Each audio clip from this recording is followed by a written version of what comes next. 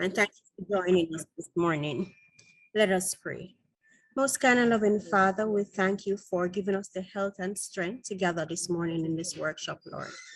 Lord Father, we just ask you to just bless each and every one of us, Lord. The presenters that will be imparting their information, the participants, and all the entities involved in this two-day workshop, Lord.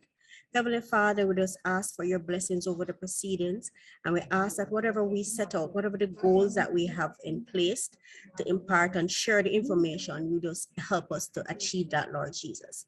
Heavenly Father, we just thank you for continuing to bless all the entities and the participants, and just help us to go through the today and tomorrow with all the success and the aim that we aim for, Lord. Heavenly Father, we thank you in Jesus' name. Amen. Amen. Thank you very much, Charlotte. Again, welcome. We hope you will, we have a very exciting program for you for the next 2 days, and we hope that you will find this information useful. What we hope to achieve, we really want to engage all market stakeholders on ESG issues and the importance of ESG to financial institutions and its investors in the Caribbean and around the world. And we will take special attention to opportunities and concepts around green bonds. So at the end of this sessions, you will know what is ESG, why it's important to the world, and what it means to you. ESG, of course, stands for environmental, social, and governance. And we have a very distinguished team of panelists from all over the world who are experts at environmental, social, and governance issues relating to the growth in economies. And we expect that you will a better understanding of how the changes to the financial landscape will be enhanced by including ESG in all your strategic development plans. So without further ado, we have a tight schedule, so we're going to press ahead.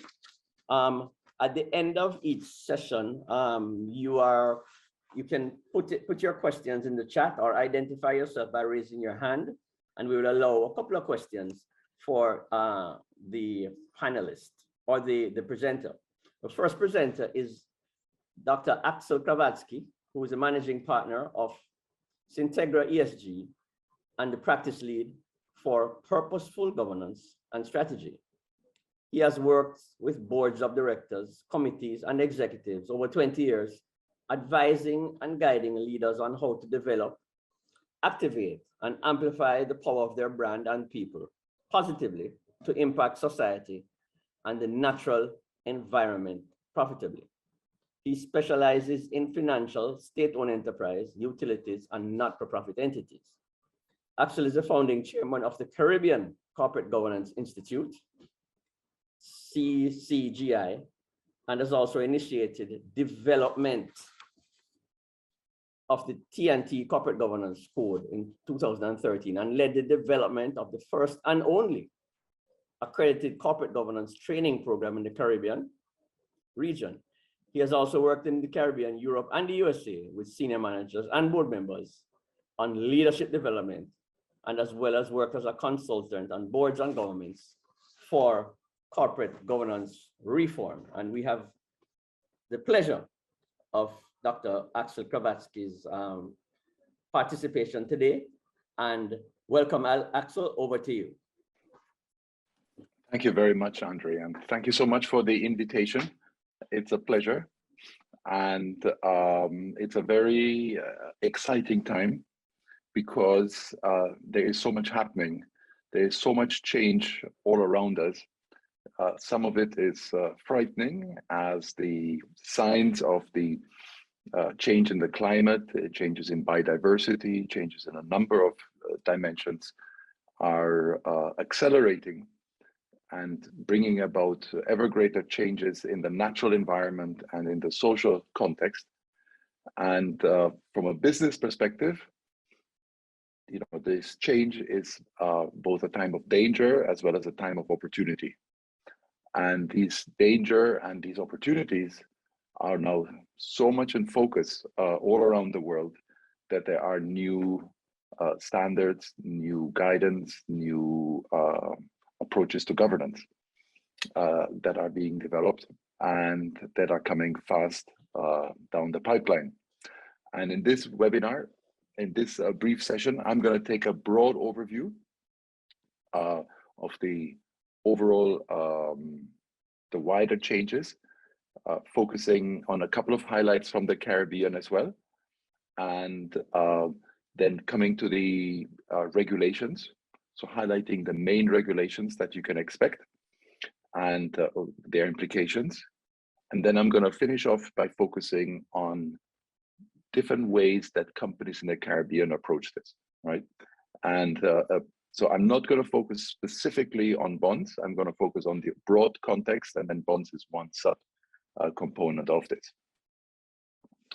And so on the ESG topic first, right? So the easiest way to think about it is that, we have environment, social, and governance dimensions. And within each one of these, there are subcomponents. And then within each one of the subcomponents, there are specific measures that through which one can get an indicator about this particular pillar. And the traditional way of working with this, and this is taken from one of the main reporting standards from MSCI, is that, for example, in this case, it would be a soft drinks company. Then, there are guidance documents that suggest that for this kind of companies, these are the relevant factors to be reported under specific pillars, right? So there will be specific topics related to, for example, water, but not raw material sourcing as a mandatory, or that is expected to be disclosed under that context. But if there's a material reason why a company is having an effect or is being affected by, in the raw material dimension, they should report that, of course. But there are environmental, social, and governance dimensions, each with subcomponents, and all have to report on the way this process is being governed. Now, this is just to give you sort of what the E, S, and G stand for and what some components underneath that are. We're going to go into a deep dive and look at some of the variations to this and some of the newer developments in this and what to expect in the future. One of the reasons why this is so pertinent right now is that the trend of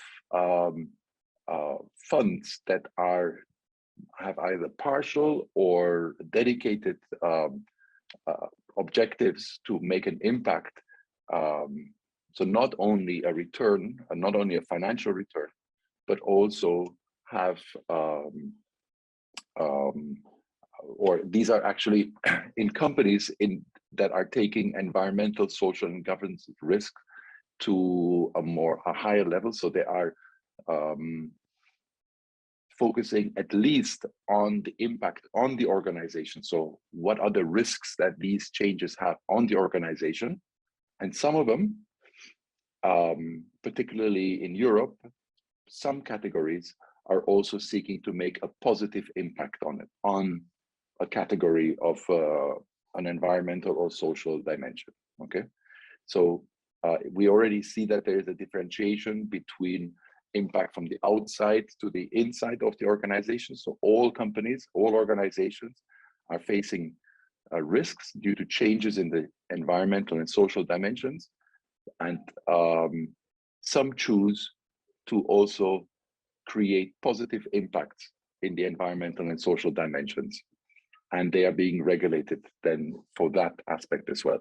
But this slide is meant to be showing that overall trend is increasing sharply, that a lot of funding, a lot of investors are now trying to invest in companies and projects that are not only seeking to produce financial returns.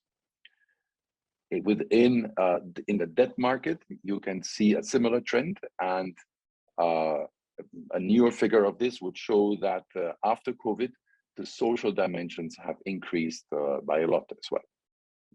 But it's a steep upward trend in this dimension. Now, part of the reason why these things are growing so fast, for the majority of organizations which are still trying to have primarily higher returns, financial returns, you can see that the cost of capital, the cost of equity, and the cost of debt is lower for those that have high ESG performance standards or processes, okay? Because the risk is lower. So it's very logical. If you have higher risk because you are not looking at these risks systematically, your cost of capital and the cost of equity will be higher, okay? And the cost of debt. Now, when we look at the Caribbean and Latin America, one statistic that is helpful to think about, this is from a couple of years. We can see that the worldwide green bond market was estimated as 1.1 trillion. Within Latin America and the Caribbean, using the IDB's platform that lists all green bonds, we have 21.7 billion. And when we look at CARICOM, then we have one company issuing green bonds in Barbados to a total of 18.8 million. And we are estimated, the IFC is estimating that by 2030, the total market within Latin America and the Caribbean is growing from 21 billion to 23 trillion. So it's going to grow by 10. And we can anticipate that within the CARICOM area, it will increase as well, okay? But within CARICOM area in general, it is much less developed than in most other parts. So let's go a little bit deeper and orient ourselves to see how is this different from CSR, what are the trends, where is it going, what can we expect, okay? So for that, I think it is useful to look at the underlying trends and underlying factors affecting this so that you can then anticipate some of the risks and some of the opportunities. So in the 1970s, the view was formed that it would be wrong for companies to be determining dimensions that are normally within the realm of politics. So it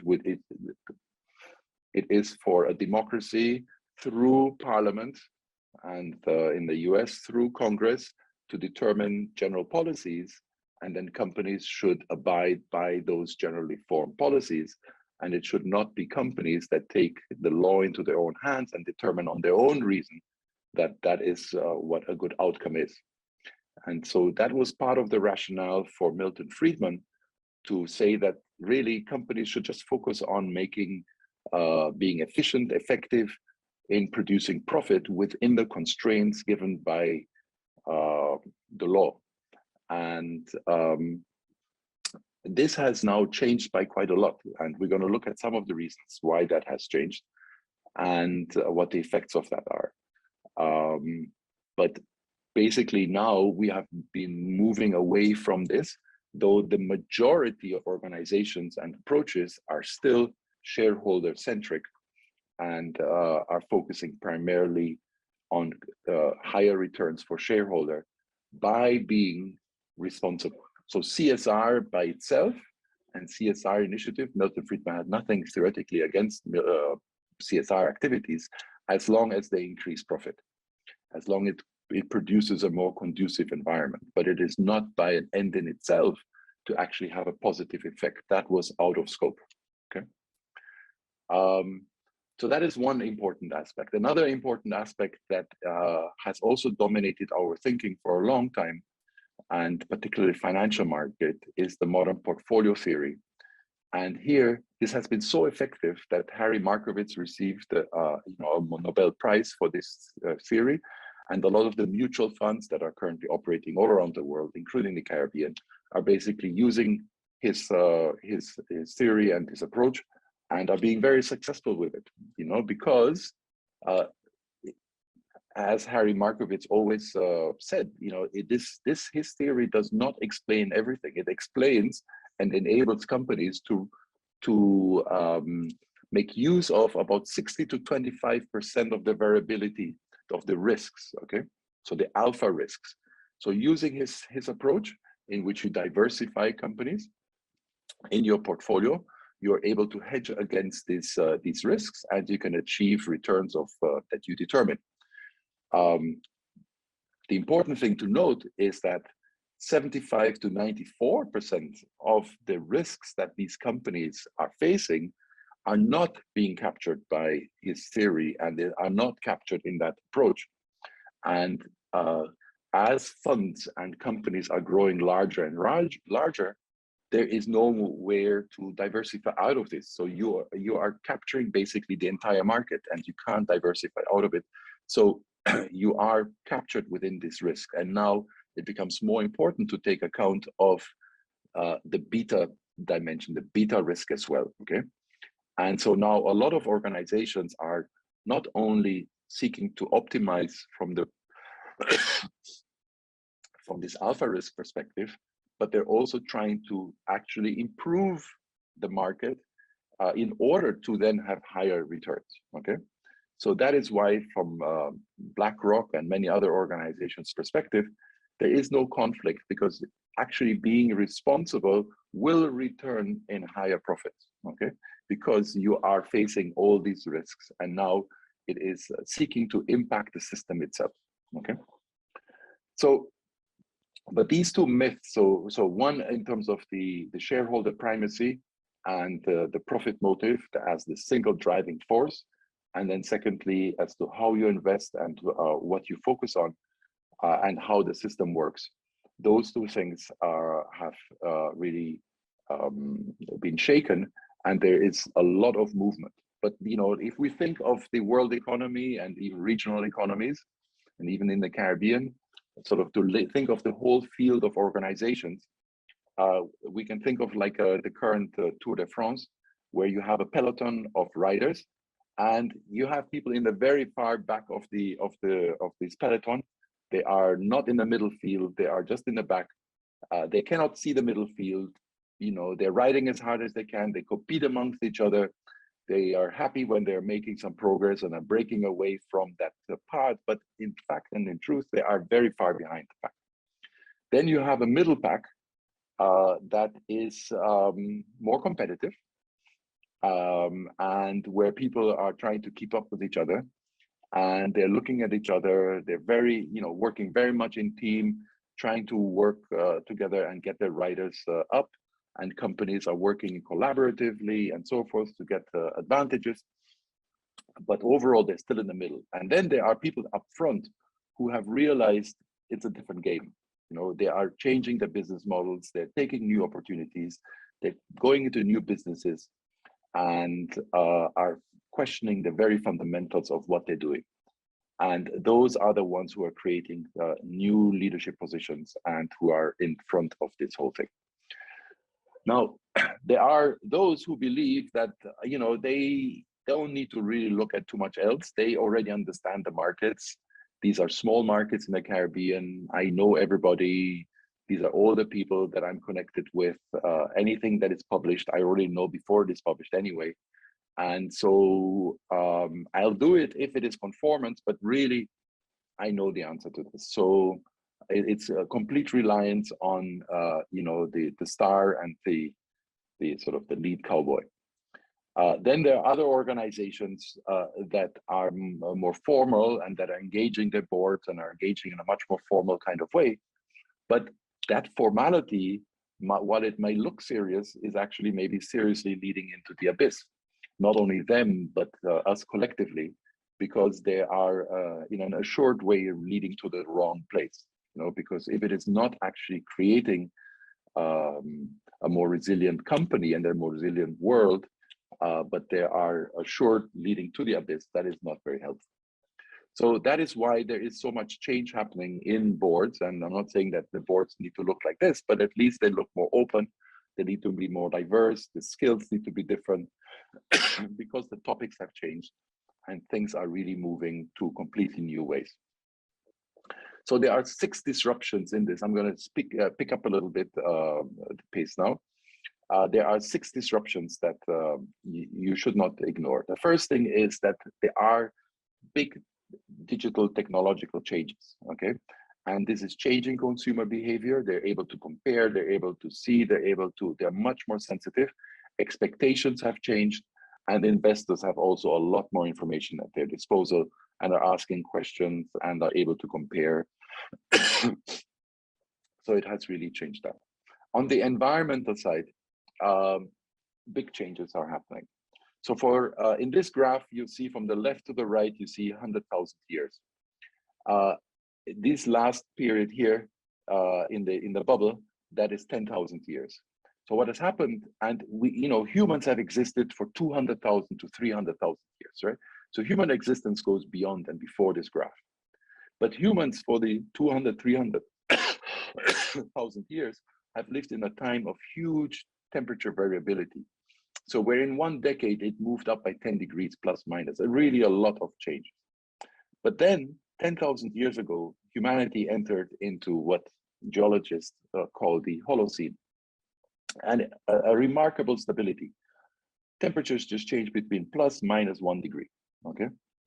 And that is the time when agriculture and all civilizations began. And what we are at risk of doing now is to break out of the boundaries of this 1 plus minus 1 degree change. And we are now leading to the point where we are changing the climate. And so Anthropocene, so the new period where people are changing, are determining the shape and the evolution of the climate. So it's very fundamental changes. So one way of doing this, of looking at the science behind it, is thinking about these planetary boundaries of, so as long as we are moving within the planetary boundaries, we can stay within these green area here in a number of dimensions. So from biochemical flows for phosphorus and nitrates, fresh water, land, biosphere integrity, so biodiversity, climate change, novel entities, ozone, and aerosols, and acidification. So all of these are changing, and we can see that once we are breaking out of a specific boundary of safe limit, we're getting into area of danger, and then the further we move out of that, the danger is becoming greater and greater. And this was done the first time in 2009, and there were, I think, 3 areas out of bounds, and now there are 5 areas. So in 2022, for example, novel entities were also determined to be outside of the bounds, and and these factors are of course also linked with each other. So one change in one area leads to another change in another place, and it leads to irreversible changes. One of the good things is that people can do something about it. So for example, with stratospheric ozone depletion, when the science showed that the ozone hole above the Arctic developed, the UN and others took measures and agreed on treaties to reduce the emission of ozone depleting gases and phase them out, and the hole stopped growing, and over time it will actually repair itself. So there is precedent for people to act on these dimensions, but at the moment they are not acting fast enough and at the right scale. And so most of these dimensions are currently expanding outwards and taking us into greater and greater risks, which means that from a business and investor perspective, these are creating real risks for real companies. And so therefore, ESG dimensions are actually relevant because they are producing at least the material effects on financial returns. And of course, these companies, the second question to ask then is, and what is the effect that the companies are having on the natural and social environment? Okay. So within the Caribbean, also here, We have, for example, Professor Michael Taylor, who was working and is working with IPCC and has a number of reports in these dimensions. And it is not by chance that it was the Caribbean delegation in 2015 at the Conference of the Parties in Paris that lobbied for 1.5 degrees, the target of 1.5 degrees, not 2 degrees, 1.5 degrees.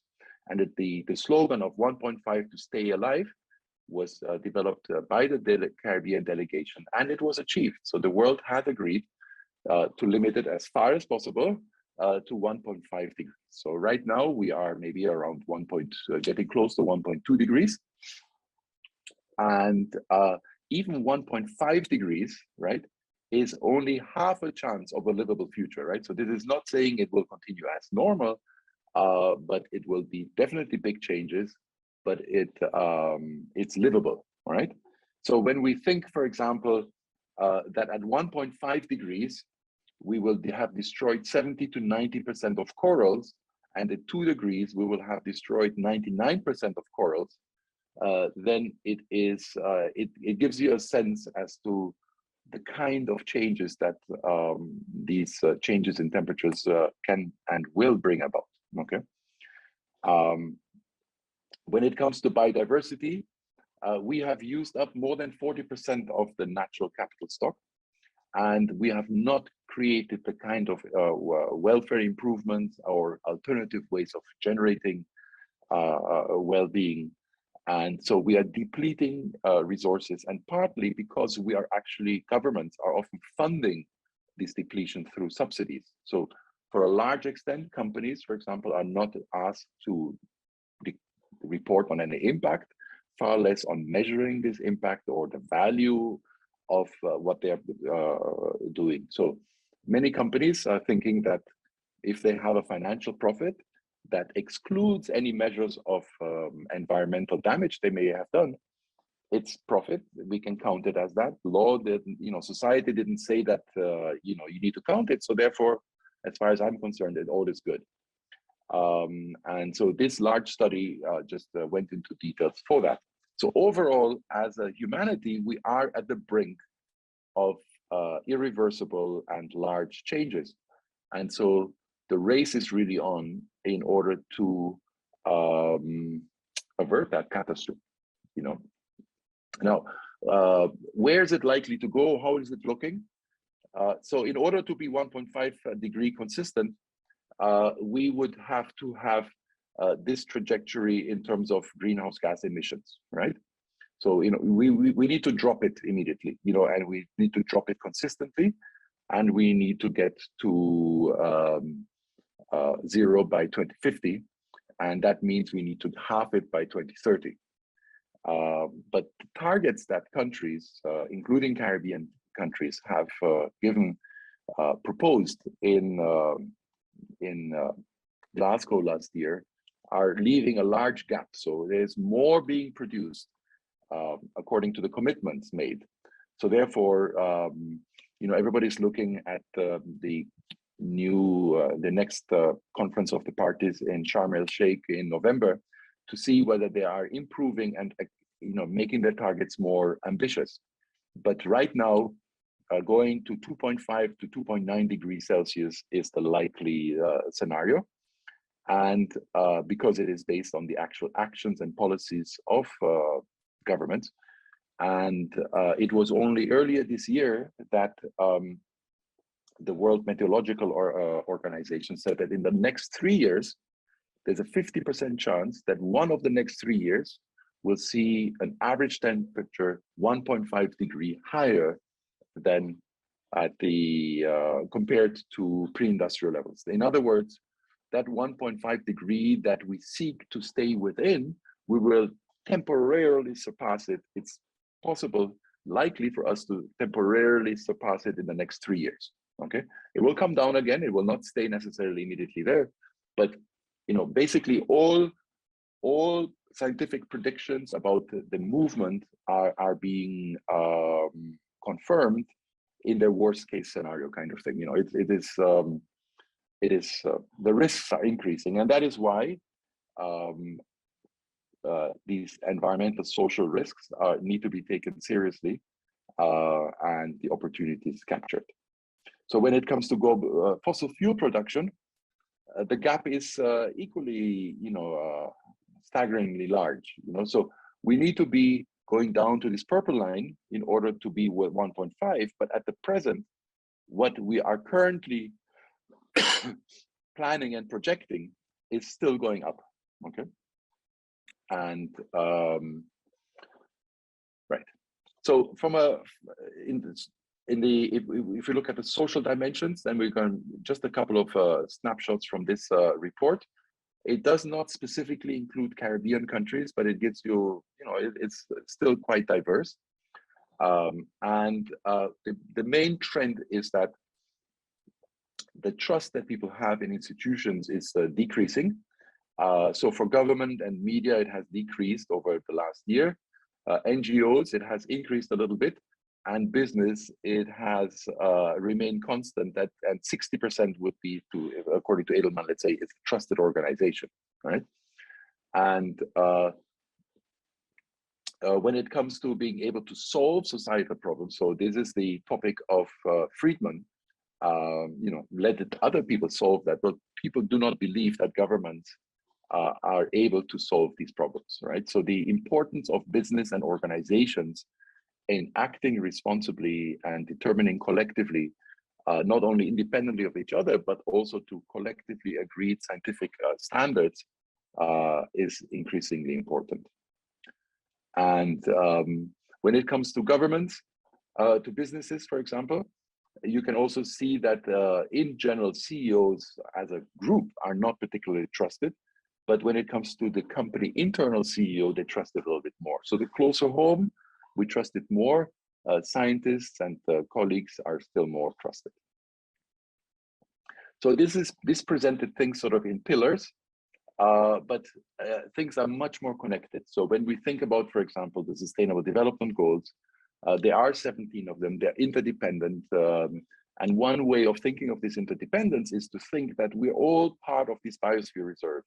If we are breaking the biosphere reserve, so life on land, life on water, clean air and climate, if we are breaking those fundamental topics, then society and the economy will all suffer.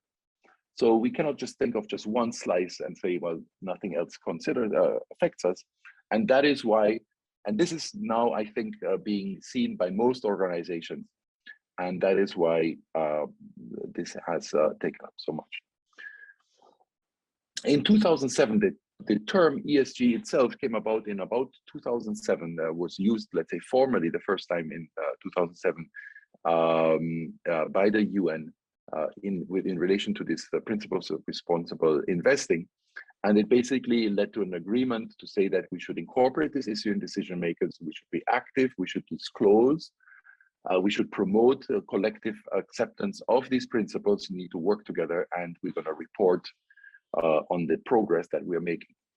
And more recently, the Financial Stability Board created the Task Force for Climate Financial Disclosures, Climate-Related Financial Disclosures, TCFD, chaired by Bloomberg.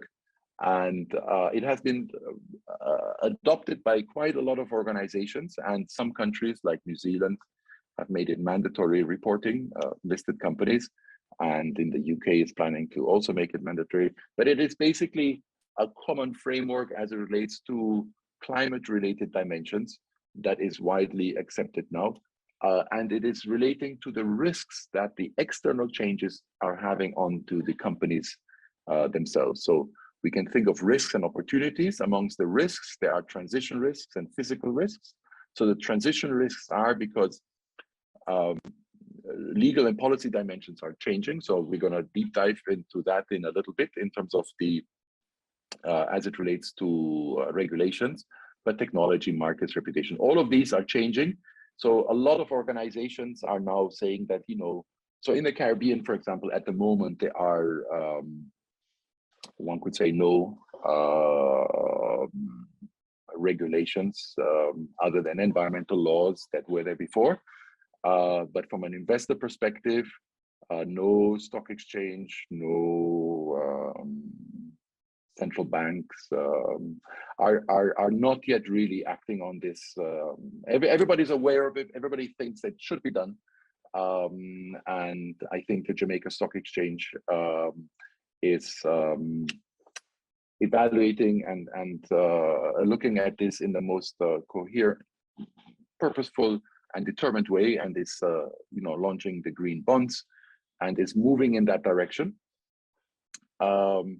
And from a physical perspective, you also have acute and chronic. So there are, hurricanes, and then there could be, for example, drought, which is going to increase according to the studies. So these are the risks and opportunities. Of course, there are large opportunities for differentiation amongst other parts. There is so much wastage that is currently part of the business models. And there are new markets and changes that are happening, and also organizations that are more resilient will fare infinitely better than those who are collapsing. And you will see this has financial impacts, both on the income statements as well as your balance sheets.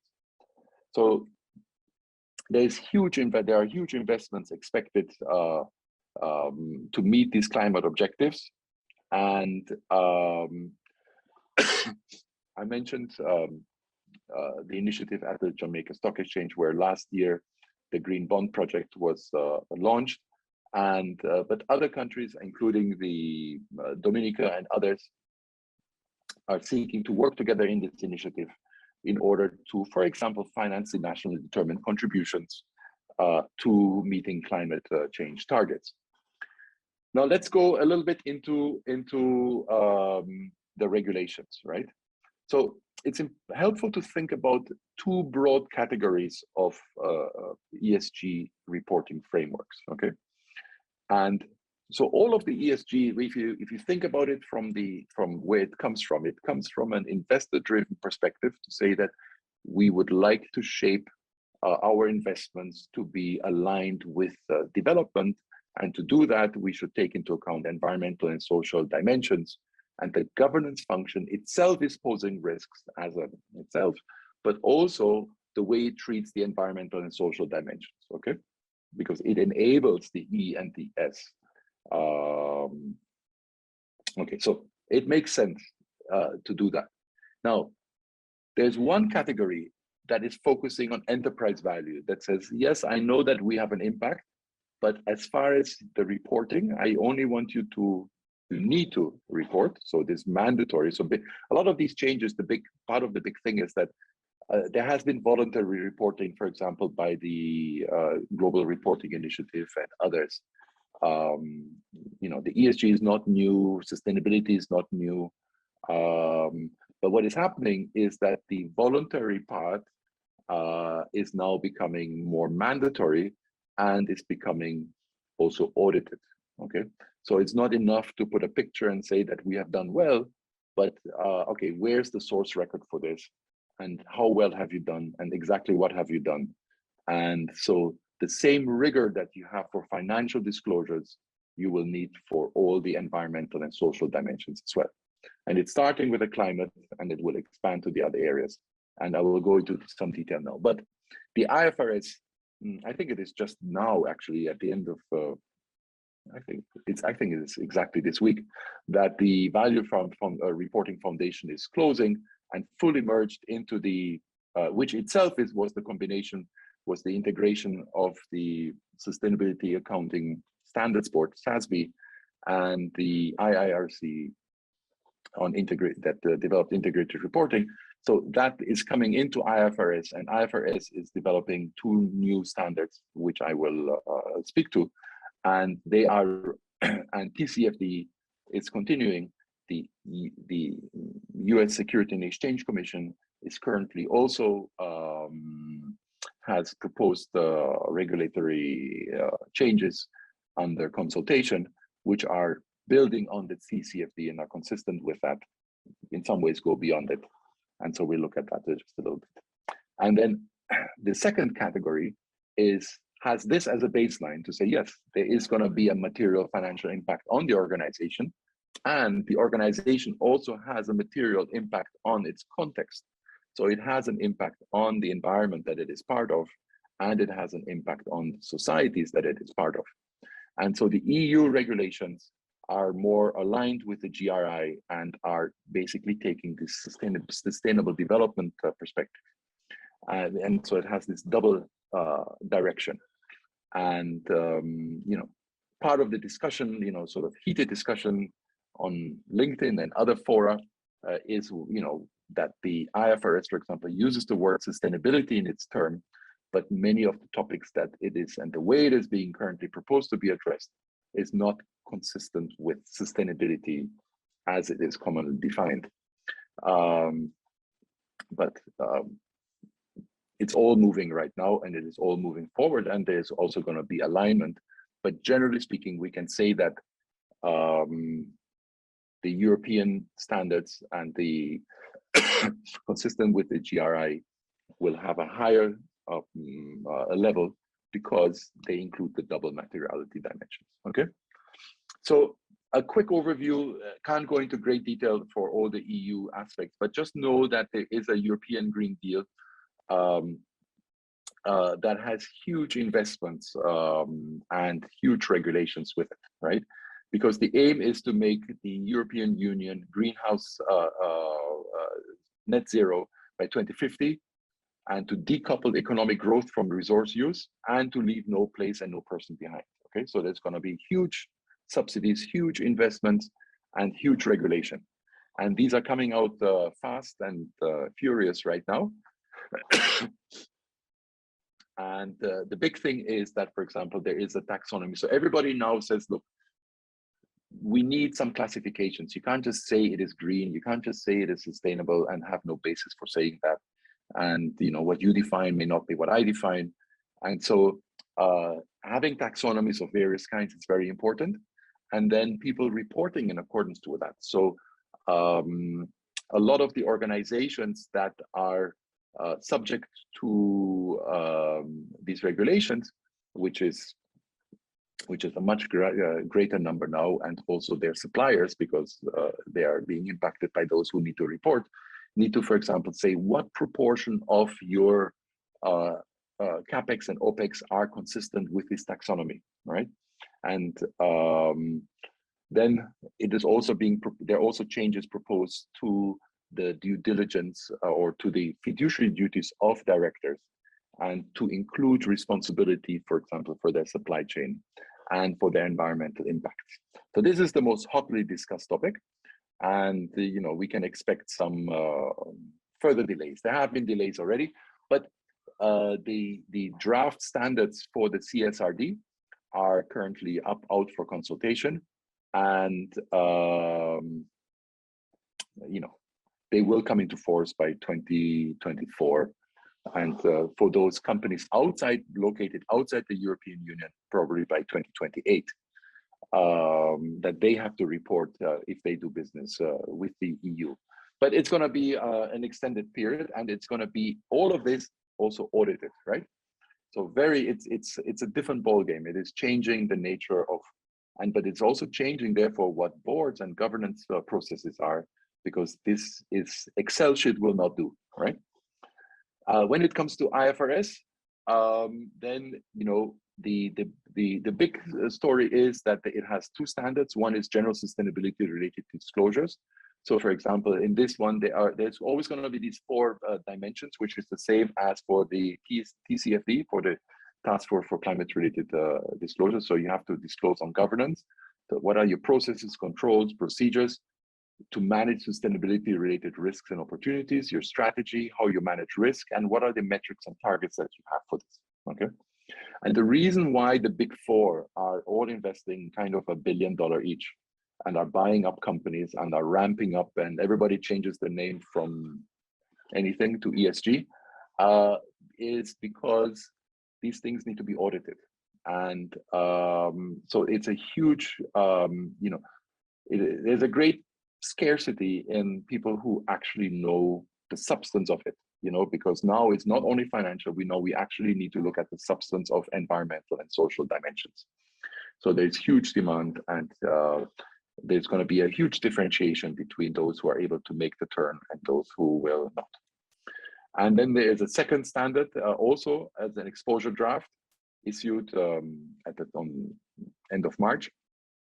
And here it is to look at what are the effects, what is your response and strategy, and what how are you able to adapt your planning, your business model, and your operations to the expected changes.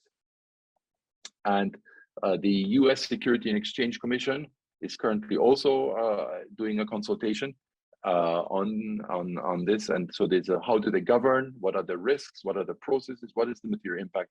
But basically it is all enterprise value oriented, and it is interestingly, it has both so you need to report direct emissions, so scope 1, indirect emissions scope 2, which is from your supply chain, and you also, for example, need to look at indirect emissions if they are material, so scope 3 aspects. So this is currently being discussed. There are a lot of comments on this topic, and you know, the politics in the US will affect this as well. And same thing in the US, like in the EU, if you are making claims as a fund that you have funds that are have an ESG theme or a sustainability theme, you need to disclose basically to say, okay, is this like a mixed one? Do you have some objectives, or is this really an impact fund? And if it's an impact fund, like in the EU, so the EU has a taxonomy, and you need to say, okay, this is part of this aspect of the taxonomy. I've guarded against making no negative impact. And here, but everybody now is going in the direction of requesting further information and further disclosures so that you minimize the greenwashing and rainbow color washing and so forth. There are also the SDG impact standards. So a lot of organizations are aligning themselves with the Sustainable Development Goals. Collectively, as a world, we are not on target. So I've seen one estimate that if we continue with the current pace, then we will achieve the current targets in the SDGs by 2085 or maybe 83. And so the pace needs to be picked up by a lot. And so in order for organizations to have both guidance as well as a way to actually demonstrate and assure to other people that they're actually making progress and they are doing their part towards the Sustainable Development Goals, these impact standards have been developed and they are also assured. So overall, you see the other trend is that not only is the topic relevant, but also everybody is saying, don't just give me a story, show me the data, right? And from a governance perspective, the same kind of thing. Stakeholders are important, ESG is important, and the purpose. Everybody is now focusing on the purpose of the organization because that really has shifted. So for a lot of people, it really still is and was, you know, that it's just money. It doesn't really matter what effects you have, as long as you made money. That was the measure of success. And that is now the part that has shifted. And the reporting is shifting from don't only tell me what you've used, but also show me what are the outcomes, what are the impacts, and what is the value of your impacts. And the more you're able to demonstrate this, the better you're governing and the bigger impact you have. So there is ESG produces top line growth, it reduces costs, you benefit from subsidies and government support. There are huge supports around the world for companies to make this transition. Productivity increases because staff, suppliers, everybody is a lot more motivated, better values, more innovation, and you're improving and optimizing your investments and assets. It's also a positive reinforcement cycle because as values are changing and we're creating more data and you're creating value, capital is seeking this. More capital is seeking these values with that value and is needing the data. So it is a cycle that is just increasing, self-reinforcing. There are many players in the ecosystem of the ESG, and I think one of the important elements is to say, do not just take one particular player and say, well, I'll move along their story, because each one has one part of the elephant, but that may not be what is right for you. So a well-governed organization will determine its purpose, how it generates value, what constitutes value for them, and therefore, and that is both internal and internal to the organization. So for example, financial returns, that can then be shared with investors and others, but all other dimensions of value. What are they? How are they related? How are they dependent on the resources? And then work with the different ecosystem players in order to get that going. And that is how you differentiate the pack. So in the back, they think that CSR is ESG, and they have a project and say they don't call it CSR anymore. Now they say it's ESG. The second category says it's ESG, but really what they mean is shareholder. And the third one is looking at sustainability and saying, what we're trying to do is we're trying to make an impact. That is our purpose, and we need to find a way of doing that profitably. So those are the purpose-driven organizations, and that is capturing the intention that gives rise to the ESG in the first place. Okay, and I thank you, and I'm available for questions. And thank you very much, Axel. Completely spellbinding information, fantastic information in that presentation, perfect overview and of where we are. If anyone has any questions, you can raise your hand and we will acknowledge you. But I have one, Axel. We have seen in Jamaica the negative effects of paying little attention to climate change, ESG matters. I think we have several entities that are taking this thing seriously at the corporate level, at the board level, but many others have talked the talk, but have not walked the walk. If you're going into a boardroom, as you have done, what is the value proposition, high-end value proposition that you present to these board members in order to get them to turn their words into action? What are the 2 or 3 key elements that you would mention to them to say, to get them to really move from theory to practice? right, yeah. So because these risks are actually real, right? So we're not talking about a fantasy risk. So we do have social risks, we do have environmental risks. It is, a lot of organizations are externalizing and are finding a way of shielding themselves off and saying, okay, well, I can get money more, for longer, a little bit longer. But ultimately, the field is moving. So basically, if you are not discussing ESG dimensions, sustainability dimensions at each of the board meetings, you are either you're in the back of the pack. You're not a leader, for sure, right? Because you're not preparing for what is coming and you're not transforming the organization. So the minimum impact that you can have, if you are saying I'm doing ESG and you do projects and your annual report only tells me about your financials, your staff will look at you and your investors and they will all say, well, let's just talk, right? If you are not asking actually for evidence that we are making this impact that we are claiming to make, right? So the first step, basically, even by asking, even from an enlightened shareholder perspective, if you are focusing on the ESG and you're increasing it, one thing you will get is you will get higher financial returns, okay? For the reasons that I outlined on the last slide. If you want to really be a leader and sustainable and contribute positively to society, focusing on your financials alone will not be sufficient. You have to focus on making a positive difference through your core business. And if you do that, then you break away from the middle of the pack and you will go up front. So partly, there's a paper called ESG as a strategy. Can that work? And basically, the answer is no, it cannot really work if your intention is just to comply. So IFRS and everybody else, it will come. Everybody will expect this. Caribbean is currently lagging behind, and it has an internal market. Those who are exporting already know that they have to do that, and they're being asked more questions. But if you are waiting for everybody else to just do the minimum and to comply, it will not be a competitive differentiator. If you want to have a competitive advantage, you need to lead and you need to identify your purpose and derive your values from that. Right, right.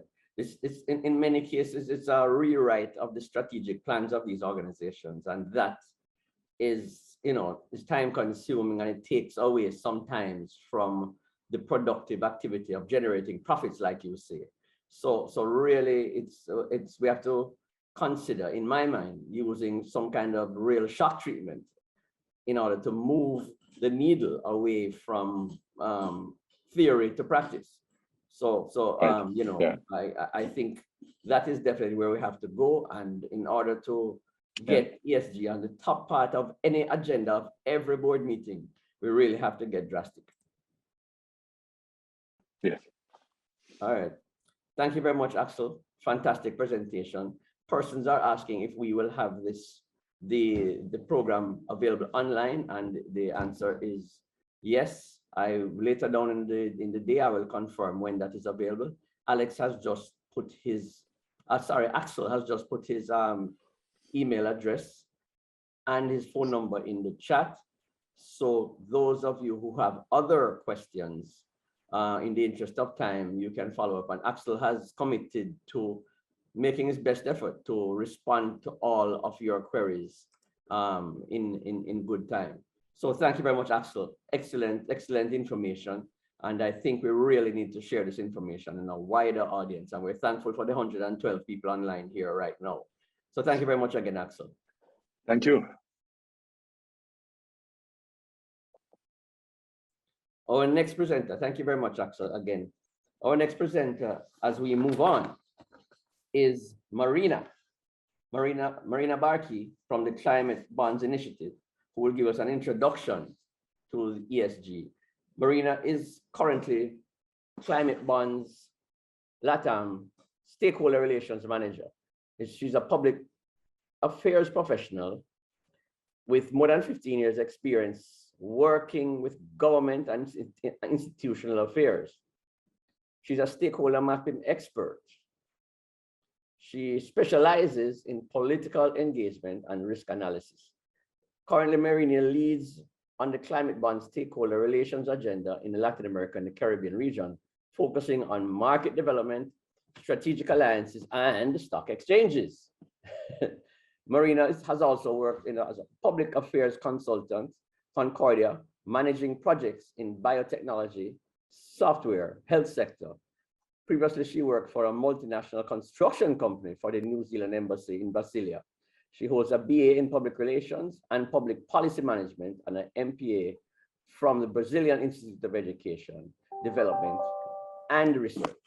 And I'm happy to welcome to the virtual podium, Marina Barkey. Welcome. Morning, Marina.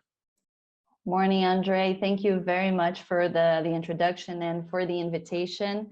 It's an honor to be here on behalf of Climate Bonds Initiative. And it was a fantastic presentation by Axel, so I'll try to follow up as well. So let me, can you see my screen? Yes, yes. Great. So let me give you an introduction to green, social and sustainable bonds and an overview of the sustainable market today.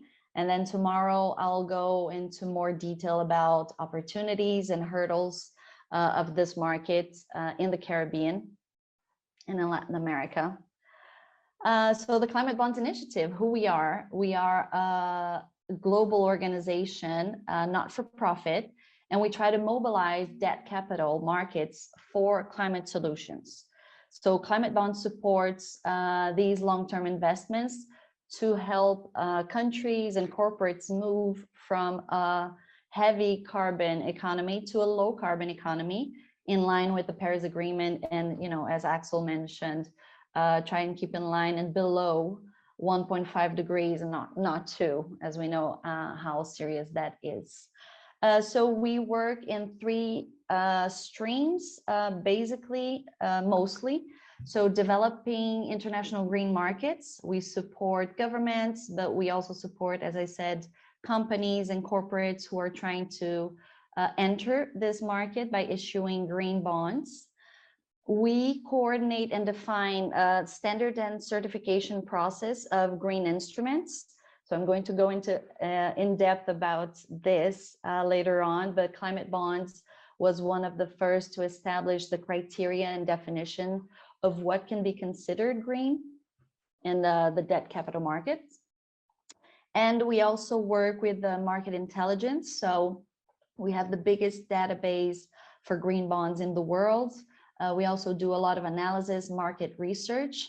Our website, if you access it later, climatebonds.net, we have all our materials are free. So you can access a lot of specialized reports about pricing in the market, about green bonds, how they fare. So I invite you all to take a look at our website as well.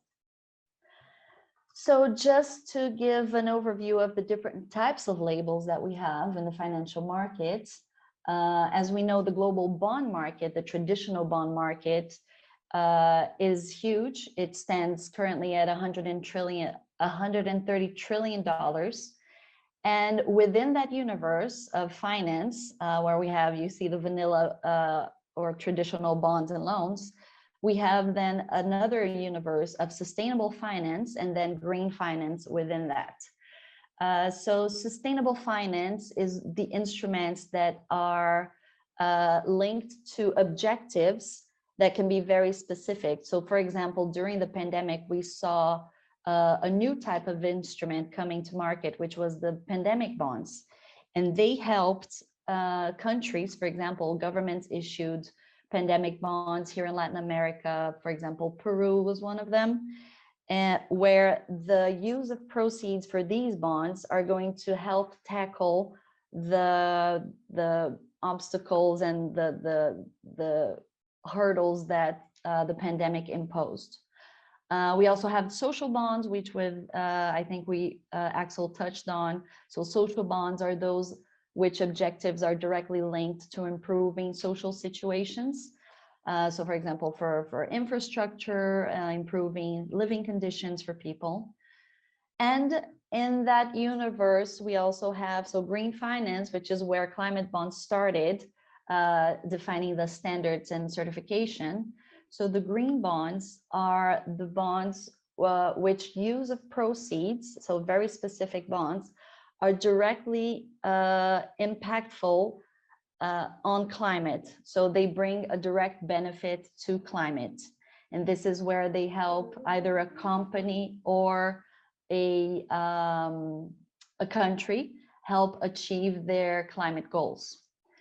And we are seeing, I'll talk about this later, a diversity of new bonds coming onto market.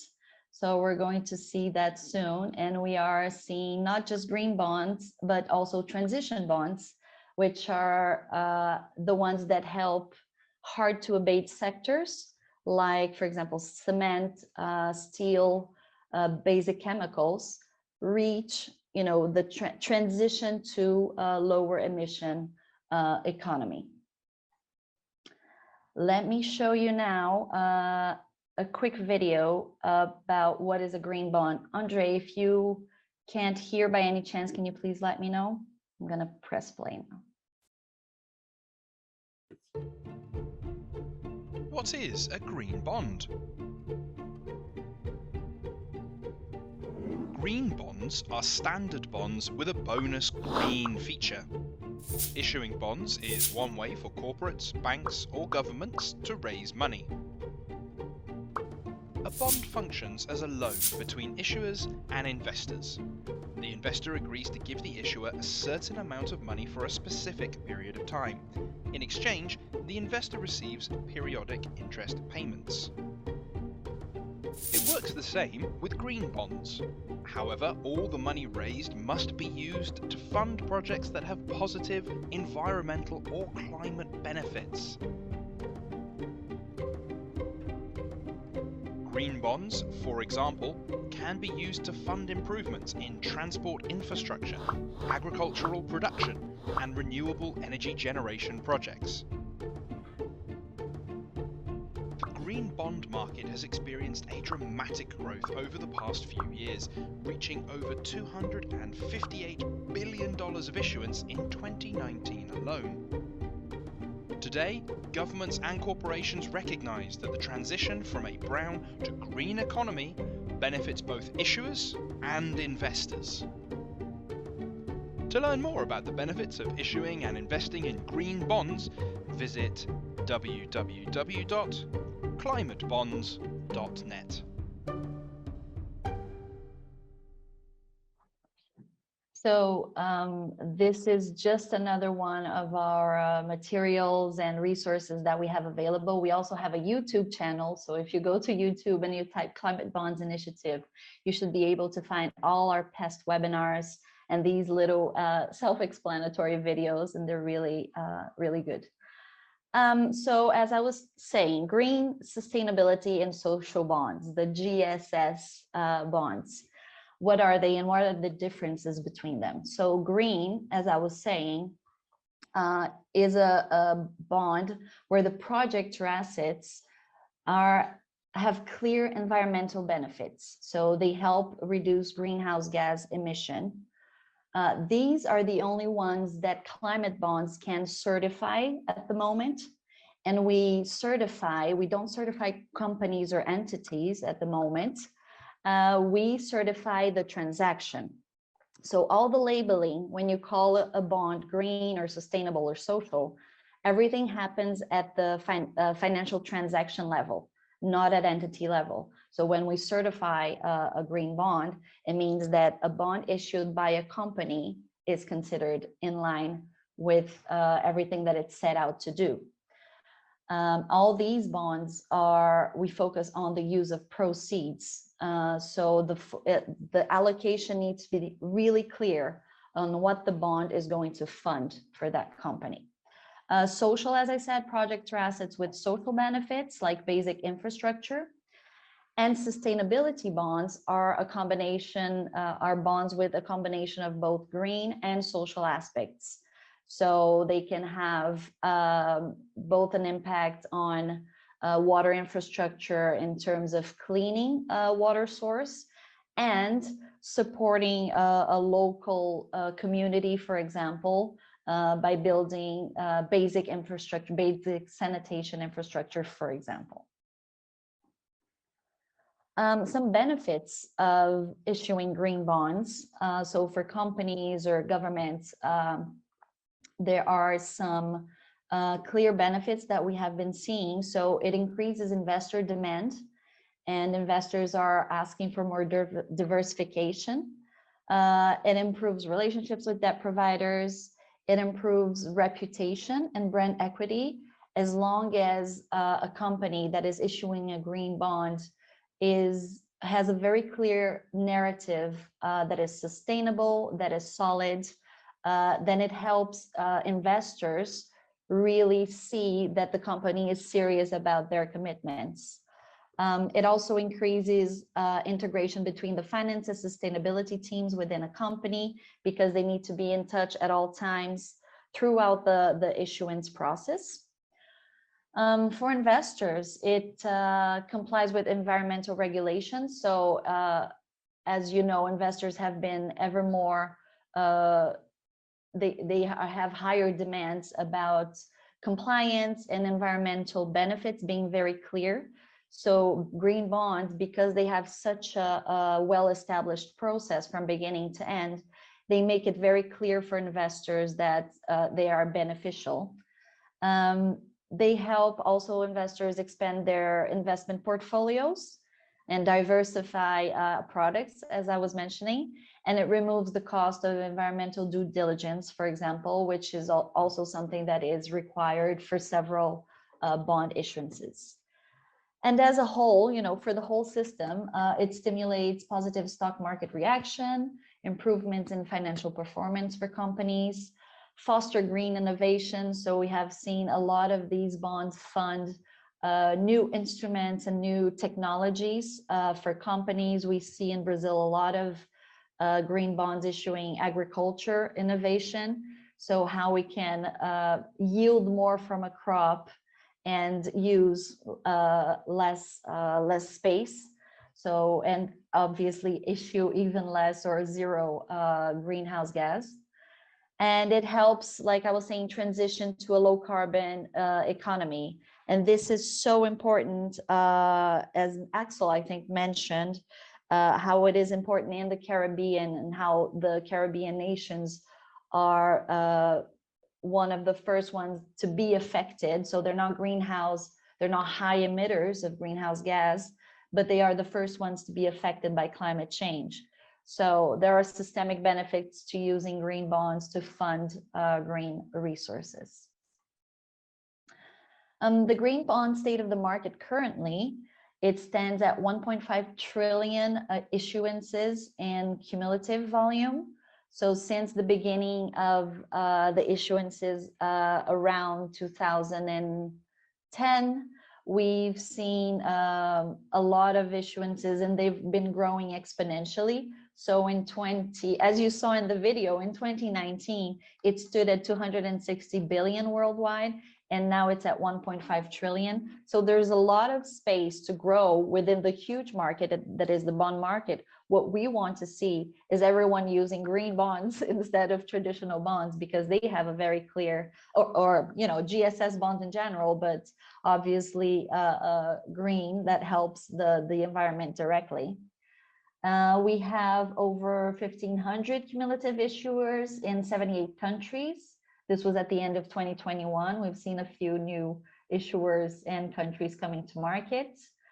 We have more than, now it's surpassed 9,000 issuances overall. And we have some sovereign green bond issuers, which means that governments and nations can issue their own green bonds to, for example, help their NDCs, how they can reach their climate commitments.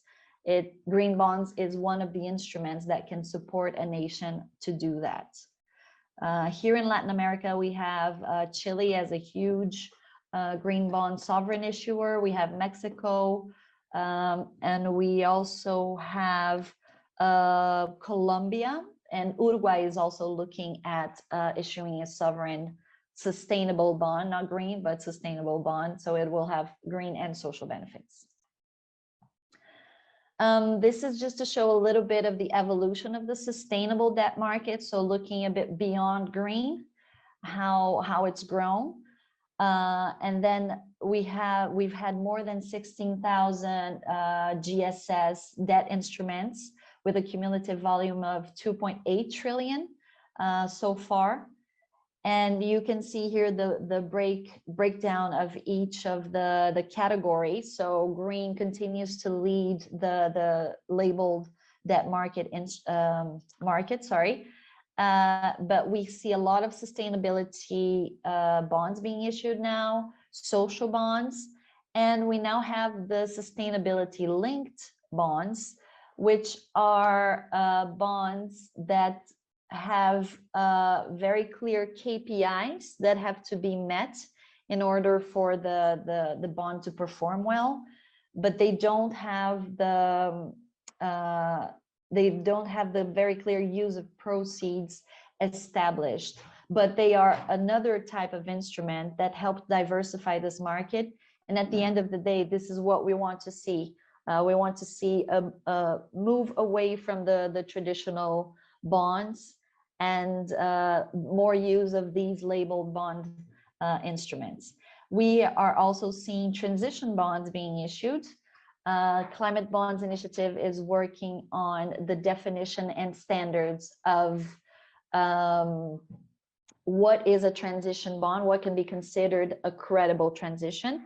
And I'll talk about this more in depth in tomorrow's presentation, so you all have to come back to hear about transition bonds.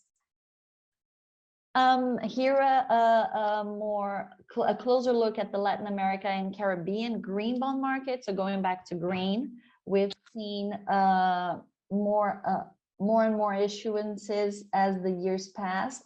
We had a bit of a dip between 2020 and 2021 because it was an electoral year for many countries, and we all know how that impacts policies. and issuances. So for example, you see how sovereign issuances were not as prolific in 2021. So this was mostly caused by, mostly due to Chile's electoral year. But so far, and this is the green from the climate bonds database. So this is the Latin America and Caribbean total amount issued to date is $35 billion in green bonds alone. We've had 201 issuances at the end, by April this year. So this is the latest data that we have. And the largest issuer continues to be Chile, mostly because of its sovereign issuances, but Brazil is a close second with non-financial corporate issuances. And here's a breakdown of the green bond market per country here in Latin America and the Caribbean. So we can see, you know, Brazil and Chile as the biggest issuers, but we have Mexico also coming to market. We have some supranational issuances. We have Argentina, and then we have some Caribbean countries coming to market just last year. So we have Barbados, Bermuda, recently coming to market, the Dominican Republic, and we also had Costa Rica. Costa Rica was one of the countries because it's so ambitious towards its climate goals. It's one of the countries that has been linking its sustainable issuances to its climate goals. And here the use of proceeds per country. So as I was saying, the labeled debt instruments, they have to have a very clear process, and they have to show at the beginning, so before the issuance, they have to show what the bond is going to fund. So it needs to be very clear from the beginning, and I'll talk a little bit about the process now. I'll try not to go too much into detail, but this is where the use of proceeds becomes very clear, and especially per country. So as you can see, energy, renewable energy is still by far the largest type of use of proceeds used by countries. In most, it's the only one because it's as we call a pure play. It's fairly straightforward to get green bonds certified if it's financing renewable energy. It means that there's zero greenhouse gas emissions. But we also have some diversification. So for example, Chile has been financing low carbon transport. It's been changing its transport modal from a higher carbon emissions to a low carbon or zero carbon emissions by transforming everything to electric rails, for example. Colombia also and Mexico have been funding also green buildings. And we have some land use in Brazil. So Brazil, there's a lot of non-financial, but also financial corporates issuing green bonds to help finance, as I said, agricultural projects. And here, yes, we have Barbados in highlight. Bermuda as well. Here for the Caribbean outlook, Bermuda entered the sustainable finance market in 2020 with a social bond. And in last year, a green bond was issued by Corporación Multiinversiones, which is a financial corporate. And it received an SPO, which is a second party opinion, which I'm going to talk about just now, from Sustainalytics, which is a verified approver of the Climate Bonds Initiative. And Barbados issued its first green bond, which was the first green bond in the Caribbean in 2019, a 2 million certified deal. So that's the only one that we have climate bonds certified in the region so far. And it issued another green bond in 2021, also certified. Here, just to talk a little bit about the labeling of GSS bonds. So why are they so well accepted in the market right now? Why is there such a demand for green, sustainable, and social bonds? Because it follows a very thorough process from beginning to end, and because it is audited and verified at different stages of the process. So the climate bonds certification is given to a green bond if it has a very clear use of proceeds that's in line with our climate bond standard and our climate bonds taxonomy, which is really a classification of what is considered green in each economic sector. So you can find all these resources in our website as well. Our green bond taxonomy, you'll see that it's broken down by sector. You can find everything in renewable energy, marine energy, hydropower, solar energy, wind energy, agriculture. So all of our standards are present there. And the climate bonds can certify a green bond if it has complied with all the steps. I'll go through a bit more detail in a couple of slides time. Verification, on the other hand, it focuses on a bond being aligned with a certain standard. So as some of you may know, the ICMA, which is the International Capital Market Association, also has established some principles: the green bond principle, the sustainable bond principle, and the social bond principles. And a verifier can come in. So this is a company that can be accredited to us, to Climate Bonds Initiative, and it can verify whether a bond is aligned to ICMA's principles. And it can say, okay, it's following the green bond principles, so it can be considered a green bond. A second party opinion, it's a bit broader than the verification, so it involves the assessment of the overall green, social, sustainable objectives, this time not just against ICMA, but also against the climate bonds principle. So these second party opinion providers are all verified approvers with the Climate Bonds Initiative. And we've seen in the market green ratings being given by agencies as well. But this is it's an independent evaluation, so it's also welcome. But it's not, it doesn't necessarily abide to ICMA's principles or the climate bonds standard. So here are the GSS principles as set by ICMA. The green bond principles, as I mentioned, social bond principles, and sustainability bond guidelines, but they also recently established the sustainability linked bond principles, and that's been helping the market and issuers follow at least a set of definitions and standards to know what metrics and KPIs are considered ambitious enough for investors to really be willing to look at an SLB. And their core principles are, so a bond to be in line with these principles need to have a very well established use of proceeds. So again, what is this bond going to fund very specifically?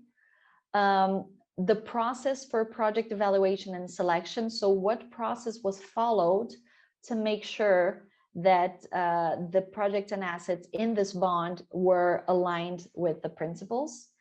The management of proceeds, so there needs to be a department in place within a company responsible for the management of these proceeds throughout the duration of the bond, so throughout its maturity.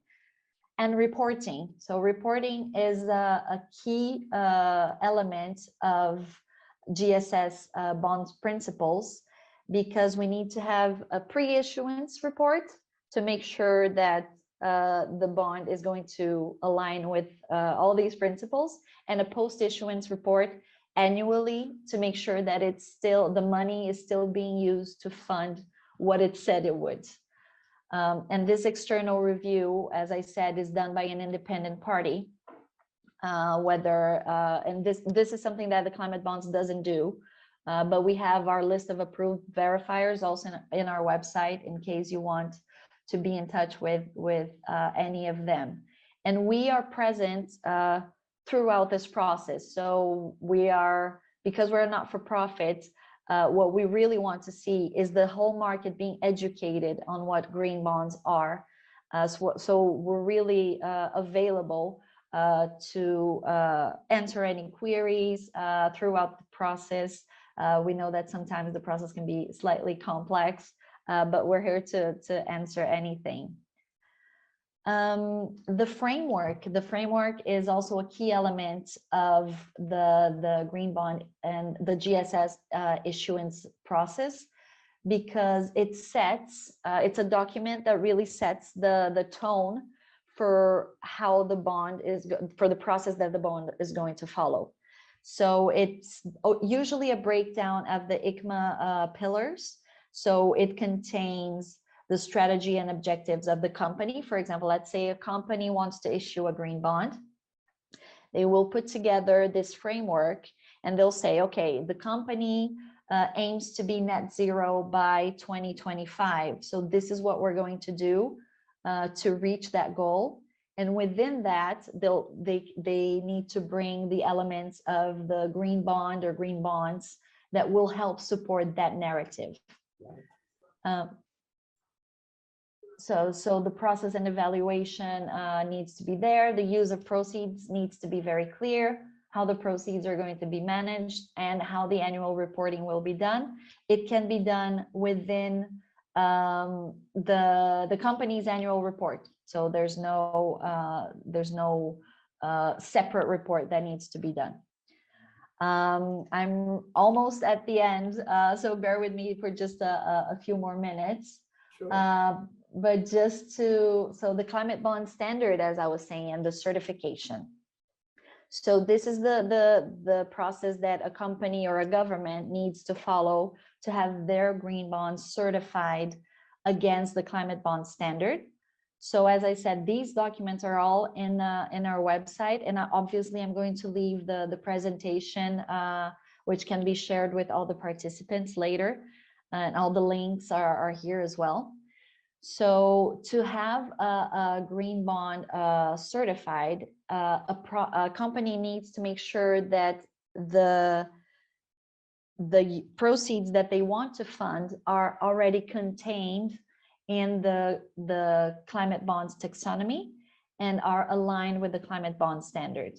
So these are all best practices. I think Axel also mentioned, how the markets, these are all voluntary practices, but they are being adopted by more and more players because it gives the market a clarity and a safety in issuing and a north, like a guiding north, to make sure that the process, the due diligence and due process has been followed.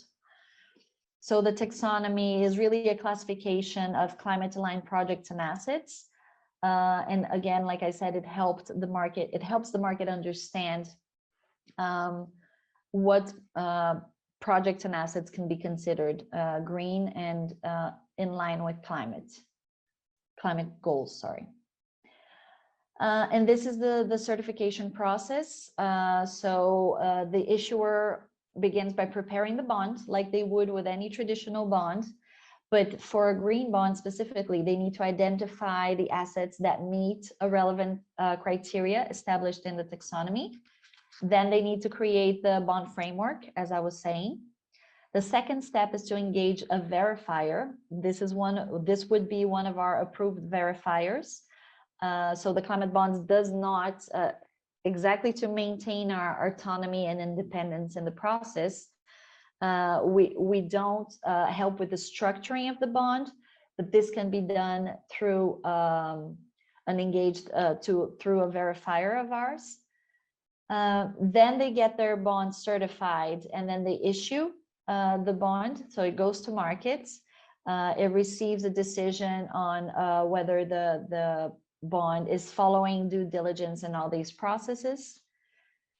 After the issuance of the bond, so 24 months after the issuance, the issuer will confirm whether the use of proceeds has been followed through, and then they will receive a certification, a notification from us on their post-issuance certification, so making sure that they did follow the process.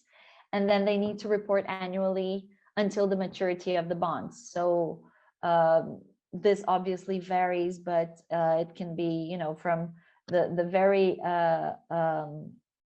short bonds to the 20-year bonds. They need to report annually that the proceeds are being well allocated. And in terms of cost for us, the Climate Bonds Initiative, the cost of certifying a bond is $1,000 plus 1/10 of a basis point of the bond issuance amount. So, for example, for a $1 million bond, say you would pay $10,000 to the Climate Bonds Initiative. So it's really a symbolic value that we charge, because what we really want to see, as I was mentioning, is more and more issuers coming to market and using this instrument to help achieve their climate goals and eventually help the planet. So this is a bit more detail. I'm going to leave this with you, you know, on pre-issuance certification. So what you need to do before the issuance goes to market, and then the post-issuance certification as well. So this is why green bonds are being so accepted in the market, as I said, because they follow this process every time. And this is also a little step-by-step on the labeling process for not just green, but sustainable and social bonds and SLBs, for example. So first you identify the eligible projects and assets that you want to fund. You get an external review. You go through the internal controls and monitoring. So building the framework, filling out the climate bonds forms. Then you go to market, you actually issue the bond, and then there's the post-issuance reporting to confirm that the certification followed every step of the way. So this is it from me today. This was really a crash course on green bonds. I hope, you know, everything's clear, but please, I'm going to leave these here and also share with you, obviously, all the links. You can go to our YouTube channel, you can go to our website. Everything is free. You can download all of our reports. We have pricing reports, we have taxonomy reports, we have investor surveys. So there's really, really useful material on our site. Yes. And you can have also, I'll leave it in the chat function as well, my email address, and I'm here to answer a few questions if I can. Thank you very much. Thank you, Marina. Thank you. There's a request that came to me directly for you to play that short video again. Of course. It's so informative. It is so informative and to the point. So if you could just cue that up and play it one more time, and then I have a couple of questions after that. I will do that. It's a great summary. It's a great little video. Yes. And we have one on the certification process, which will be much clearer than me speaking on our website. It's a 6-minute video that's also fantastic. So you can go to the website as well. What is a green bond? Green bonds are standard bonds with a bonus green feature. Issuing bonds is one way for corporates, banks, or governments to raise money. A bond functions as a loan between issuers and investors. The investor agrees to give the issuer a certain amount of money for a specific period of time. In exchange, the investor receives periodic interest payments. It works the same with green bonds. However, all the money raised must be used to fund projects that have positive environmental or climate benefits. Green bonds, for example, can be used to fund improvements in transport infrastructure, agricultural production, and renewable energy generation projects. The green bond market has experienced a dramatic growth over the past few years, reaching over $258 billion of issuance in 2019 alone. Today, governments and corporations recognise that the transition from a brown to green economy benefits both issuers and investors. To learn more about the benefits of issuing and investing in green bonds, visit www.climatebonds.net.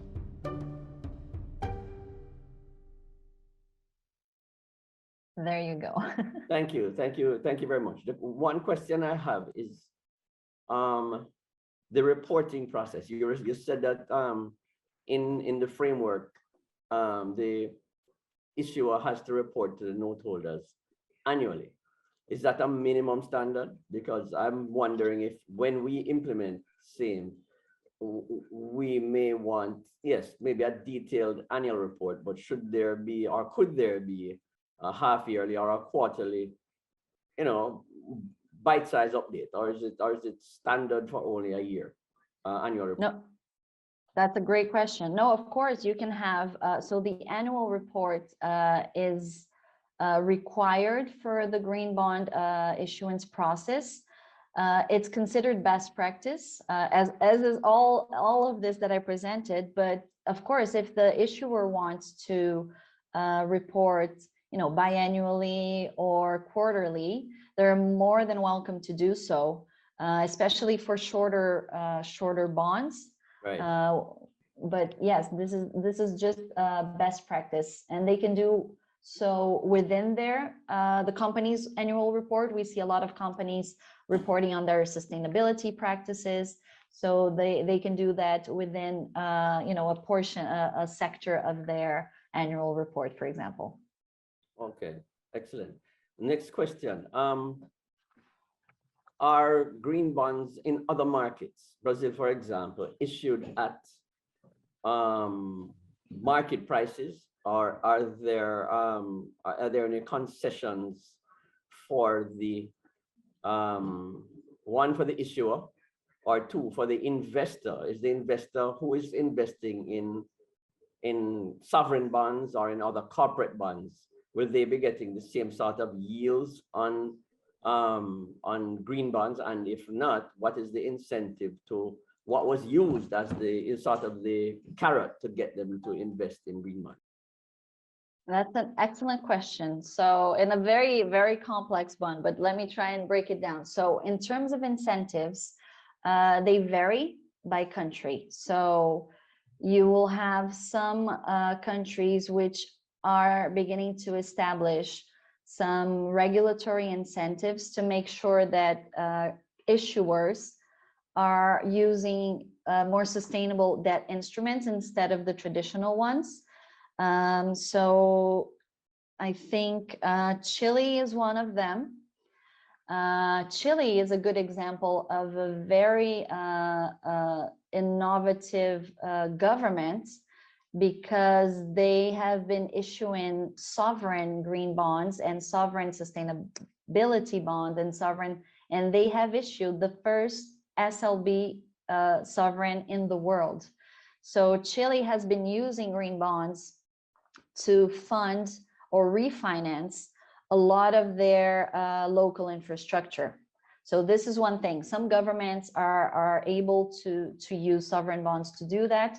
In Brazil, particularly, we can't issue sovereign bonds because there's a constitutional hurdle that states and municipalities can't contract debt without the guarantee of the federal government. So there's a regulatory hurdle that doesn't allow Brazil to issue sovereign bonds.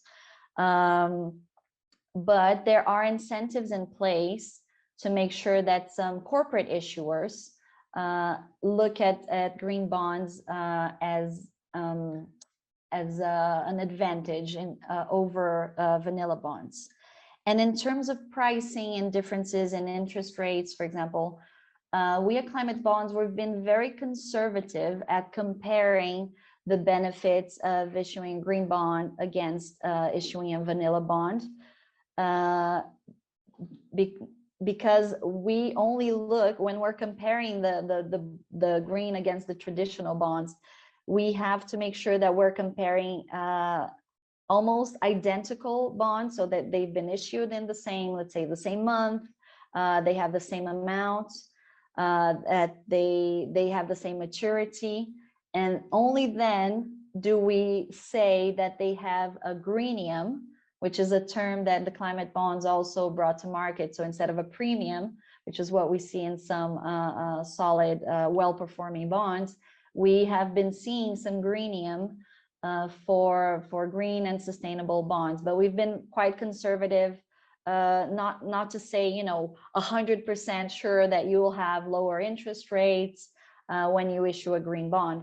We really want companies and governments to be looking at bonds, obviously from a financial standpoint, but also from the global and planet climate change standpoint, which is, if you can issue a green bond, why would you issue a traditional bond instead? So we really want the narratives and the strategies to be sustainable in themselves, and then the green bonds and the GSS instruments are an additional part to help companies and governments reach their climate goals, because we need to reach them. Yes, yes, indeed. In Latin America particularly, is there a green bond index that is reported separately from a what you call a vanilla bond index? What is the yield? What does the yield curve look like? The performance look like? Well, that's a great question. There is a website that the IDB put together. I'm going to share in the chat here function with you, where you can see how the bonds globally are faring. So you can check all this data. It will be available for you. I'll just find it here and I'll share in the chat box function, because I don't have all the numbers in mind, but no, definitely you can look at how these bonds are faring in the market. Okay, so there is a separate index, a green bond index, that we can use to track or monitor. Yes, performance it's called the Green Bond Transparency Platform, and we helped the IDB put it together, and it's constantly updated. And I mean, it brings great data that you can check for green bonds. Excellent, excellent. Thank you very much, Marina Barkey from the Climate Bonds Initiative. Great presentation. And I have been advised by my technical people, for everybody online, that this entire program that we have running here today, today's presentations will be available by Monday, and on the presentations for tomorrow, or the program for tomorrow, should be available by Tuesday. So we all will be available online. And thank you, Marina, for also sending your presentation to us, which certainly will enhance this presentation for those who would not be able to participate all day. I would want to ask any member of our audience who have been paying close attention. Well, Tiffany is next, but just before, can anybody indicate, and we have prizes, can anybody indicate what they believe, based on the presentation by Marina, two of the benefits for investors for green bonds? And certainly if you can put your answer in the chat, and we can verify that your answer is in fact correct. we have a prize for you. And I won't tell you what the prize is just yet, but certainly just if you can identify any of the benefits to the investor of investing in green bonds, Marina will certify your answer as correct. And the stock exchange will issue you a prize, which I will announce what the prize is shortly. So thank you very much. We have gifts for our patient participants. All right, next up, and thank you again. First answer to correctly answer will receive a prize, a green related prize too, no less. A green related prize, and we'll come back to announce the winner. First correct answer will get that prize. We'll get on to that shortly, but right now we want to introduce Tiffany Grabsky from the UN Sustainable Stock Exchange Initiative, who will really speak to us a little bit more about climate change on the ESG agenda and its impacts on the financial sector. Tiffany is head of the UN's training and education arm, and she works with stock exchanges to disseminate information consistent with the pragmatic education and on pressing global topics affecting participants in the capital market. The Academy's most recent project guides markets on aligning disclosure practices and policies with the Financial Stability Board Task Force on Climate Change Disclosures. The SSE initiative is a UN partnership program organized by UNCTAD, the UN Global Compact, UNEP, Financial, and the PRI. This SSE's mission is to really provide a global platform for exploring how exchanges, in collaboration with all the stakeholders who are investors, companies, issuers, regulators, and policymakers, and relevant international organizations, can enhance ESG governance issues to encourage sustainable development, including the financing of the UN Sustainable Development Goals. I ask you to pay attention as Tiffany makes her presentation. Welcome, Tiffany. Good morning. Hi, good morning, and thank you so much for having me. Can you hear me okay? Yes, we can. Great, wonderful. Okay, well, thank you everyone for being here with us today, and thank you to Andre and to your team, to Taj Rose for putting this great event together today and helping everyone get together even virtually to discuss these very important topics. Also, congratulations to the Jamaica Stock Exchange for being a leader in your market and pushing these topics forward. This is an important role of stock exchanges nowadays. And then also to my fellow presenters today, Axel, Marina, thanks for those great presentations. I think that this is a space that we're all working together more and more on, and it's good to see good convergence between everything that we're working on. And finally, thanks to the participants. Thanks for being with us here today. I hope that you find this workshop very fruitful and useful.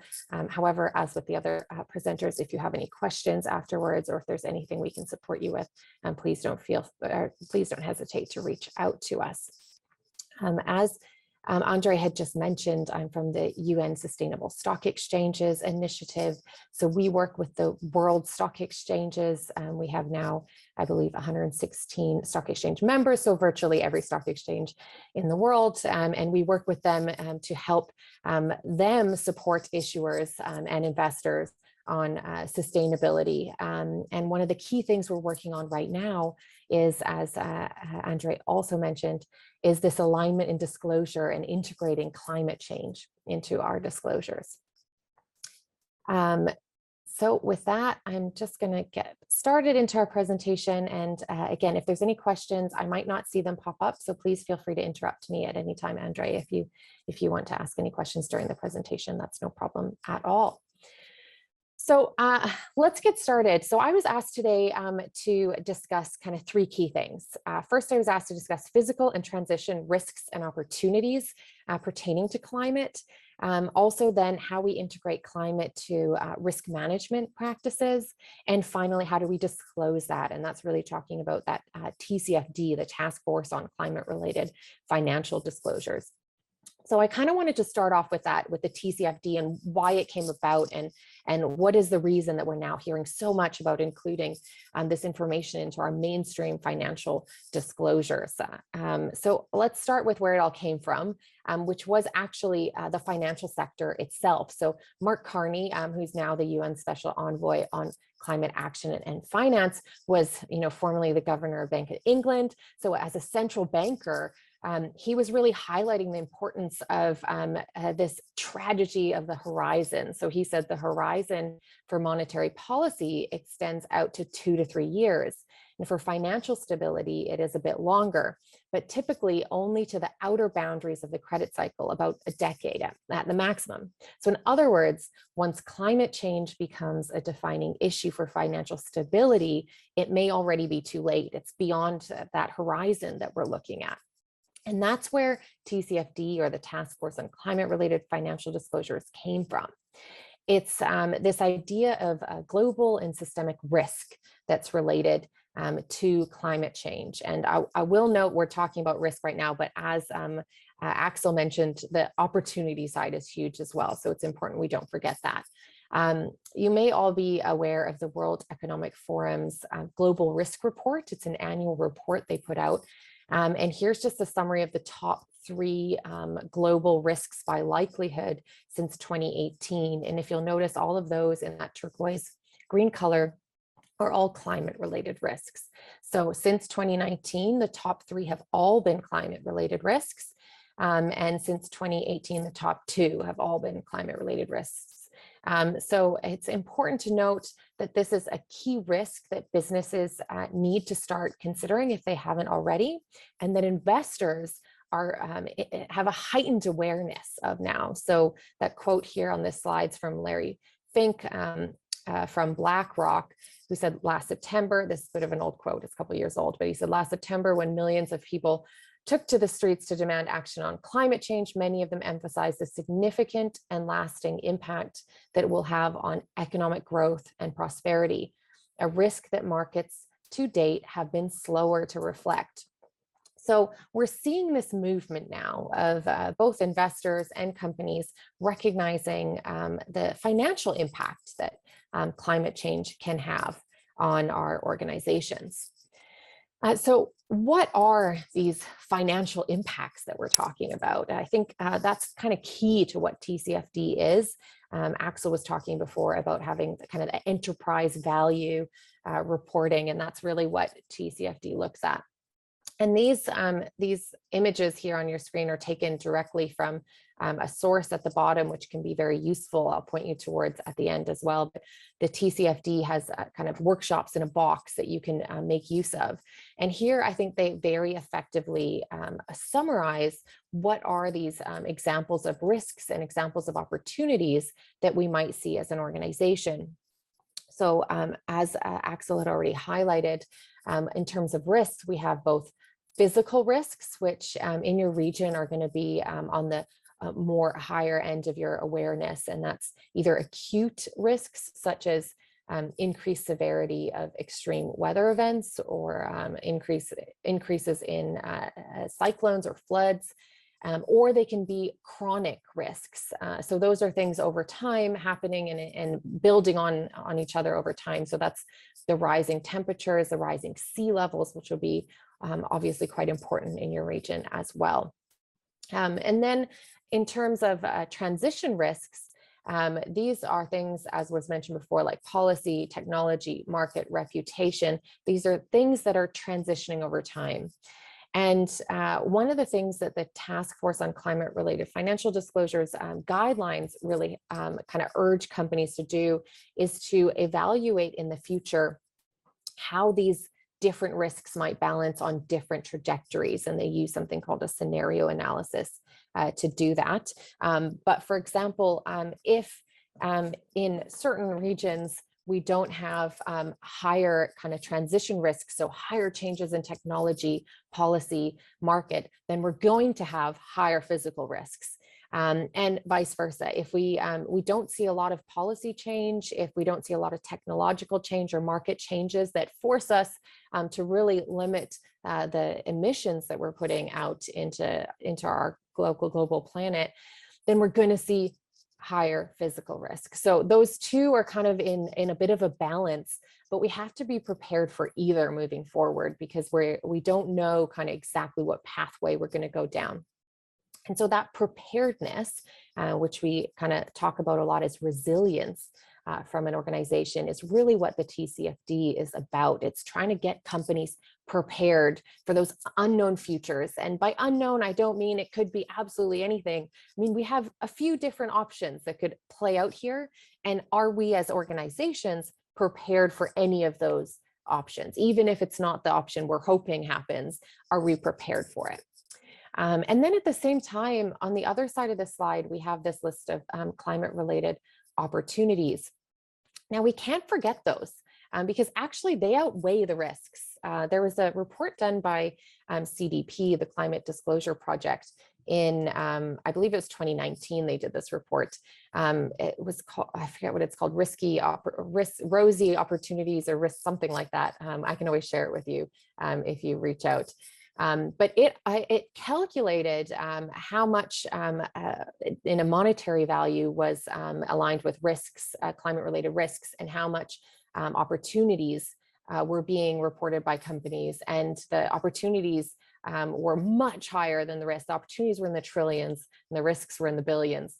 So we can't forget that these opportunities are there. And as Marina was just talking about, green bonds are a huge portion of this opportunity side of the TCFD.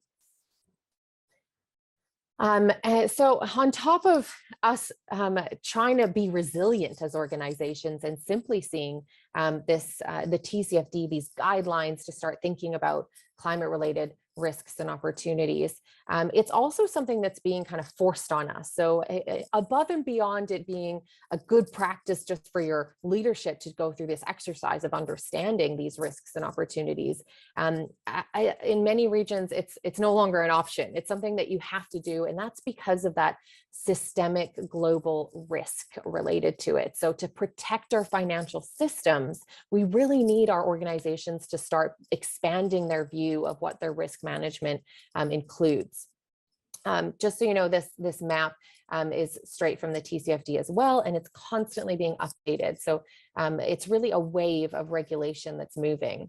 And it's not just regulators. I think it's really important to note what stock exchanges are doing on this as well. So it was mentioned before that maybe stock exchanges aren't super active on this, but I'd have to say they're very active on this. And I really congratulate the Jamaica Stock Exchange for starting to move forward on this as well now too. So we recently did a quick evaluation because we ourselves were wondering what all stock exchanges were doing on this. And we work closely with Bloomberg, and they're doing their status report for this year. And we wanted to, illustrate how much stock exchanges were doing. So we did a quick evaluation, and we found that actually stock exchanges are already doing a lot. And that indicates that there's a need in the market, right? Because stock exchanges are service providers for both the listed companies and for the investors. So they're providing these services because there's a need for them. So the number one thing that stock exchanges are doing, that top line there, is that they're adding TCFD or climate-related disclosures into their broader guidelines on disclosure on ESG. So 41 stock exchanges have already done that. And keep in mind, there's not an infinite number of stock exchanges in the world. So that's nearly half of the world stock exchanges are already doing that. Close behind that, and I think we're now up to 40 actually, is providing training on TCFD. So a lot of these slides I'm sharing with you today are directly out of our own training program that we work with stock exchanges on to train their markets on what is the TCFD, how can they use it, and why is it important to understand climate-related risks and opportunities. The third most common activity, 36 stock exchanges are already public supporters of the TCFD. So that's an online form they filled out and they've been evaluated. And so they're supporting publicly the TCFD. And then 30 stock exchanges have aligned their own disclosure to the TCFD recommendations. Finally, the least one, but it's one that we just started with exchanges and we're getting a lot of interest in, is to provide specific guidance specifically on climate. So we developed a model guidance. I'll share that with you later, that stock exchanges can use, and that companies can use this directly as well too, but it's illustrating how climate is different. It's a bit different because of the time horizons we're looking at, because it crosses borders, because of the interactivity. So companies are needing kind of more specific, detailed guidance on climate specifically and how that can be integrated into the whole ESG arena. So we have 4 exchanges now who've already developed specific guidance on this, and a number who are working on it now on top of that. So how are investors using climate-related financial disclosures? I think it's important for everyone to understand that whether companies are providing this information or not, investors are making their assumptions. So if they don't have this information in disclosure, it means they're going to have to make assumptions, and they'll usually be conservative on those assumptions. So they'll be making assumptions that are incorrect because companies aren't providing this information. And what are they doing with that either correct or assumed information? Well, they're using it to price climate-related risks on their own portfolio and their company valuations. They're using it to make efficient allocation of capital towards low carbon and resilient businesses for the long term. They're also using it to build upon established approaches to wider strategic and financial disclosure. And they're using it to mobilize private sector finance to deliver upon the Paris Agreement. And now when we talk about the information that's being used here, the TCFD focuses, and you saw this image a little bit earlier in Axel's presentation, but this is a common image from the TCFD, which looks at how we take all these risks and these opportunities, and then we identify them by their financial impact to determine what shows up in our financial filings, in our mainstream report. Now, TCFD recommends doing a materiality assessment, but some information should always end up in our annual report because it will always be material. For example, they recommend always including scope 1, 2, and if relevant, scope 3 emissions into our financial reporting. But it's important to identify kind of at the bottom here, what we're talking about is not, how many trees we're planting. That's important, of course, in the bigger picture, but what TCFD is looking at is how these changes in the environment, the changes in policy, the changes in markets and technology, these new opportunities, the physical risks, how do those trickle down and change our revenues, how our costs, our liabilities, the cost of capital, et cetera. So it's really those, income statement, cash flow statement, and balance sheet. That's where we want to see how this is impacting our organization. So what does that mean in practice? That can kind of seem a little bit high level sometimes. So I think it's really helpful to look at this table. I highly recommend you go to page 10 of the TCFD recommended disclosures, where it really takes you through each of these risks. And I've just put on the screen here physical risks because I think that's particularly relevant for your region. However, they have all the transition risk lists as well. They'll identify the particular risks that organizations should be considering, but then they walk you through what are those potential financial impacts. So for example, with the acute risks of an increased severity of extreme weather events, such as cyclones and floods, you want to understand how that might impact, for example, write-offs and early retirement of existing assets, maybe through damage. Also, maybe even reduced revenue from a decreased productivity capacity. Again, that can be from either supply chain interruptions, transport difficulties, or even maybe a whole area of your supply chain shut down. So it's important to kind of do that exercise of understanding how these, risks that we maybe haven't considered so much in the past, but now are becoming more regular, more clear. We have a lot more data about them and more science about them, and identifying what that's going to impact in our organization specifically. And I think it's important also to know, especially someone was asking about, if we're going to the board and trying to convince them of this, it's important to understand the benefits on top of that. So there's a number of internal benefits as well as external benefits. And in terms of internal benefits, we have the cost savings through the identification of opportunities for resource and energy efficiency, improved strategic resilience, identification of potential climate-related financial opportunities, improved robustness of risk management processes, and of course, improved communication between the board and management on climate issues. But then we also have external benefits, and that's vis-a-vis our external environment. And that's, of course, improved access to capital, improved engagement with investors. This is really all about communication. That's what disclosure is, right? It's communicating with your stakeholders. Ensuring preparedness for emerging climate regulation, improved reputation with customers, employees, and the wider stakeholder groups, and of course, establishing a leadership position among industry peers, which was discussed briefly prior. So how do we disclose this information then? I think there's a few things that we really need to make clear with the TCFD. So the TCFD is quite unique in that it really pushes that this information, because it does have a financial impact on our organization, it's hitting our bottom line, does need to appear with our mainstream annual financial filings. And the reason for that is because if investors are to use this information, it needs to appear together with everything else. Also, if it appears in a separate report from our financial filings, it doesn't make that clear connection between finance. We're not being clear, what is the financial impact of this information? So it being packaged together with our annual financial filings is a particularly important point of the TCFD.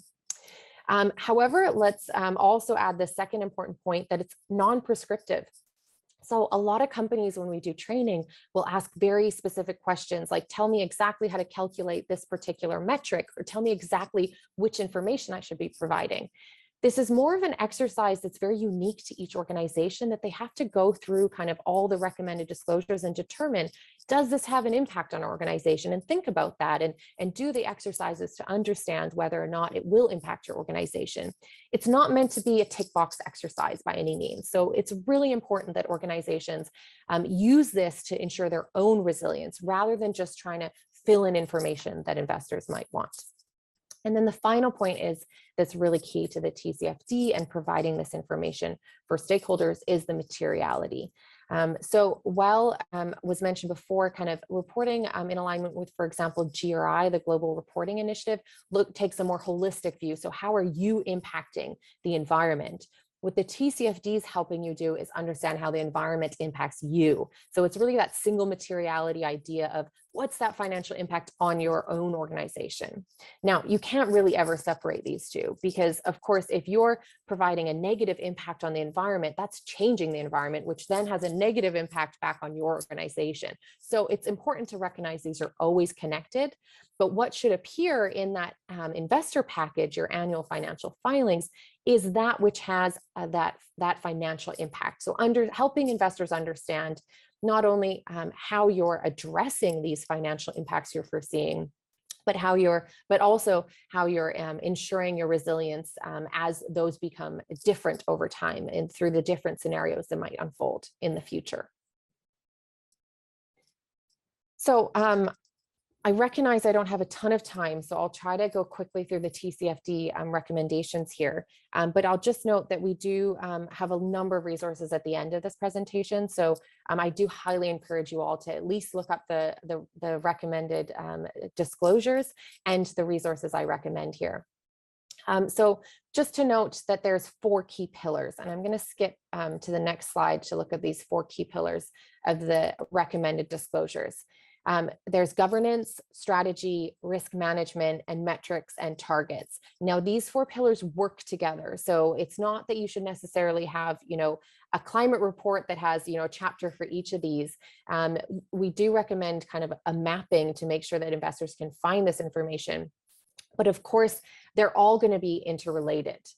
So in the governance, the TCFD recommends disclosing your organization's governance around climate-related risks and opportunities. So this is really about alignment. How do you ensure that your strategy, your risk management, and metrics and targets are aligned?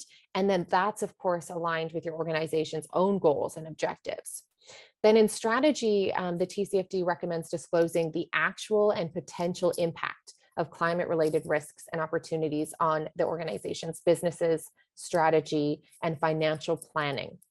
Now, this is your action point. How are you responding to this? And in the strategy component, we apply a materiality lens here. So we only want to include in our financial filings that which has a financial impact. Of course, you have to explain to investors how you got to that point. How did you determine that these were the specific risks and opportunities that impact your organization financially? But that information there should be that which has a materiality lens on it. Then risk management is looking more at those processes again. So similar to governance, risk management should be disclosed for all organizations because it's explaining how you identify, assess, and manage climate-related risks. So this is your vision. How do you see these risks? How do you identify them? And how do you make sure that you're on top of it? So like governance, risk management is a lot about processes, and this should always be a part of your disclosure. Governance and risk management are in many companies' financial disclosures anyway, so it's just adding in that climate component there. And then the final area there is metrics and targets.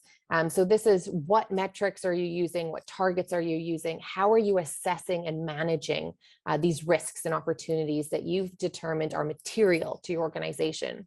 So like strategy, metrics and targets has that materiality lens applied, and we're looking at that financial impact specifically. So this is your definition of success. We want to understand how you're doing and where you're going. I'm going to skip through this, but just to note that those 4 recommendations then are built upon, they have 11 recommended disclosures. There's 2 recommended disclosures for governance, and the rest have 3 recommended disclosures. And then on top of that, there's 8 supplemental guidance. So if you're a financial sector group, for example, a bank, an asset owner, you have additional guidance. It's not to say it's separate, it's additional. So that builds upon what's already provided in those 11 recommended disclosures. And this I'll share the slides with you too, so you have this as well. But just to note here, this is kind of how it works. So for the banks, they use the same governance recommendations as everybody else, but then in the strategy component A, they have additional guidance. So banks should consider characterizing their climate-related risks in the context of traditional banking industry categories such as credit risk, market risk, liquidity risk, etc. They also have additional guidance in risk management A and metrics and targets A. So those little boxes there indicate where a supplemental guidance will provide additional guidance, but that's on top of what's already provided in the mainstream regular guidance. So this image here, we like to use in our training just to identify kind of how these all interlink. It's really important to note that those 4 pillars are interconnected and they work together. So on the right side, we have here governance and risk management. These are really processes and how climate's integrated into your organization. And then on the left side, we're talking more about resilience and materiality. So we do the materiality lens identification there. We want to talk about those risks and opportunities that have a particular financial impact on your organization. We want to understand what is that financial impact, and we want to understand how you're doing to mitigate that or capitalize on that if it's an opportunity. It's really important. I like to just show at least one of these maps to show how important it is that investors can find this information. Now, as I mentioned before, because the TCFD is not prescriptive on how you put this information into your reports, it can be very helpful for investors that you at least point to where it is, because there's no kind of, I guess, framework exactly how to write this into your mainstream report. So we recommend that companies use a mapping like this. A number of companies are doing this now. Not only does it help investors find the information that they need, but more importantly, it works really well as a gap analysis tool for you as organizations to be able to identify maybe what is missing from your reporting. Okay, so just quickly, this has been discussed already, so I won't go into too much detail, but I wanted to discuss how TCFD then connects with the broader reporting landscape, since we're talking about ESG today, which is broader than the TCFD. So we added another acronym to our alphabet soup. And so at the last COP, the Climate Change Conference in Glasgow, the IFRS launched the International Sustainability Standards Board, which Axel had briefly discussed earlier. As you can see here, a number of finance ministers supported this and participated in the launch of the ISSB. And it's really important to note that the ISSB builds on these same 4 pillars that the TCFD does. So same as TCFD, there's governance, strategy, risk management, and metrics and targets. So we often encourage companies that haven't started any sustainability reporting at all, haven't considered ESG at all, that the TCFD is a great way to start, because it's such in-depth guidance to get you started on these 4 pillars, that then add the social aspect or different areas as we move into the TNFD, so that's nature-based biodiversity. As we expand beyond just climate change, you'll already have these processes in place at the governance level and the risk management level to be able to integrate other topics as well. And that's what the ISSB is doing. They're consolidating all the different frameworks that we have out there to report on sustainability, and they're bringing them all together in one framework. And as Axel mentioned, we had 2 exposure drafts come out already. One was the general requirement standard, and then the first thematic standard that they developed was climate. So those 2 exposure drafts that were open for comment, the comment period closes the 29th of July. So soon that'll be reviewed, and then we'll get the next version. So just to note how these all link together. So they've called this a building blocks approach.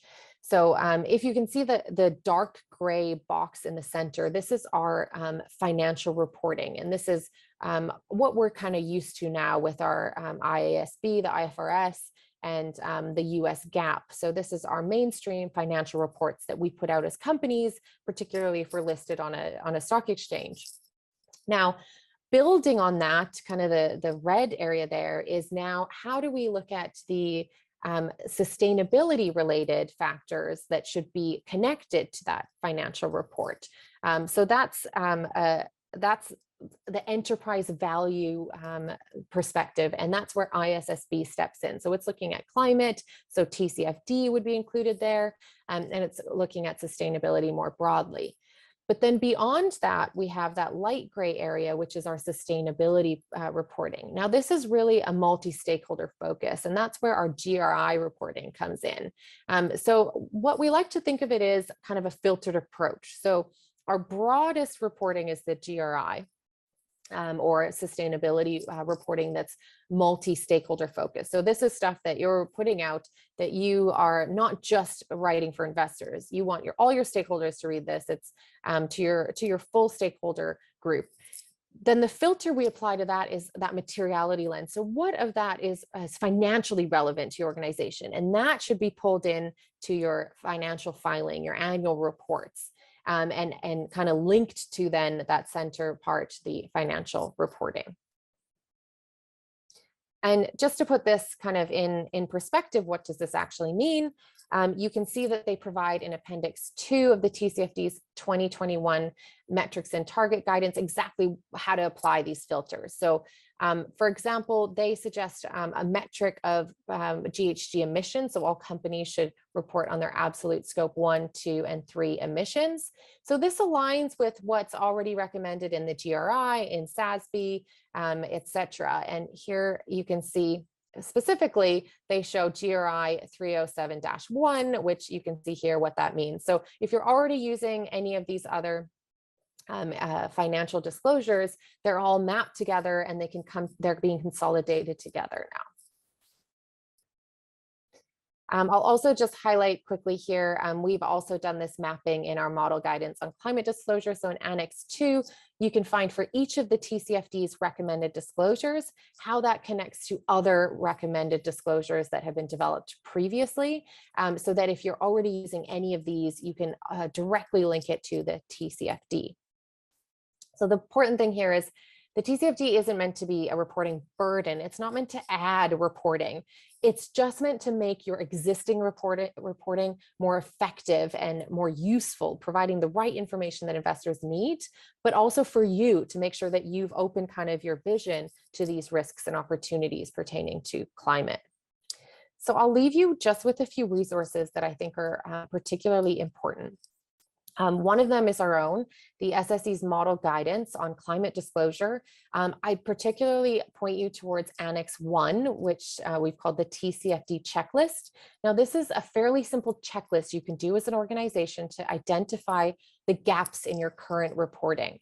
Now, if you don't have any of this in your reporting now, you can use the checklist to identify maybe what processes you already have in place but haven't started disclosing, or you can use the different steps we've identified there to identify where you should start. Where do you get started with first? So that's in the SSE model guidance on climate disclosure, and the link is here in the slides. I also highly recommend going to the TCFD's website. It's fsb-tcfd.org, and all their publications are online. This just notes kind of the progression and the number of additional guidance documents that have come out. So there's no shortage of resources here. There's a number of guidelines and examples, very useful examples that can help you understand what your peers are doing and how to start this process yourself. And another way to know what your peers are doing is the TCFD Hub. So just tcfdhub.org, and they have a great report database. So you can search by company name, type of report, geography, etc.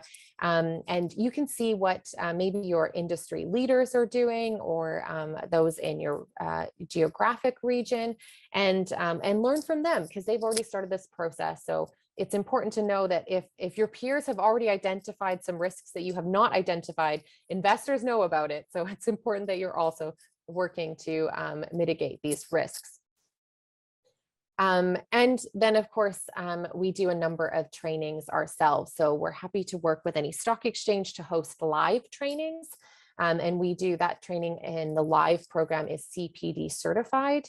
We also have all our trainings, a generic version online. So at that link, you can watch any of our training sessions to help you walk through what is the TCFD. And there's a number of other training resources on that hub as well. So the TCFD hub, you'll get this slide, but here's all the courses that are already available, and those are also CPD certified. Okay, so that was a really quick whiz through TCFD, but I'll stop here and welcome any questions. Thank you very much, Tiffany. Really happy that the Jamaica Stock Exchange is part of the SSE initiative so that you can be able to partner with us. And we're so happy that you accepted our invitation. I have a question regarding reporting standards, global reporting standards, and well, generally risk management practices, but reporting standards in particular. Do you have one minimum standard across the board, or do you find that you have to sort of tailor it based on the socio-cultural idiosyncrasies of whatever territory or country that you're working with? And how do you balance that to come up with a acceptable minimum standard? Sure. So there's certainly no global standard currently. And I think that's really what the ISSB is going to help us do, is to reach kind of a global minimum standard. Currently, what we do at the SSE, whenever we provide guidance to stock exchanges and to their markets on getting started, is we use examples. So we like to look at what are people doing already, and that means it can be done. So if somebody else is doing it, then it can be done. So let's figure out how they did it and learn from them and move on from that. So I would say the minimum standard is just getting started. Let's just start moving forward on this. And it is something we're all learning together on. So the standard setters together with the reporters are all learning How can we do this more effectively, more efficiently? We don't want to create reporting burden. We want to create resilient companies and resilient markets. So it's something that dialogue is very important that we have. Okay, so there's some kind of a basic checklist. These are the boxes that have to be ticked to start. And then thereafter, now you sort of branch out into more details as it relates to the standard practices, etc.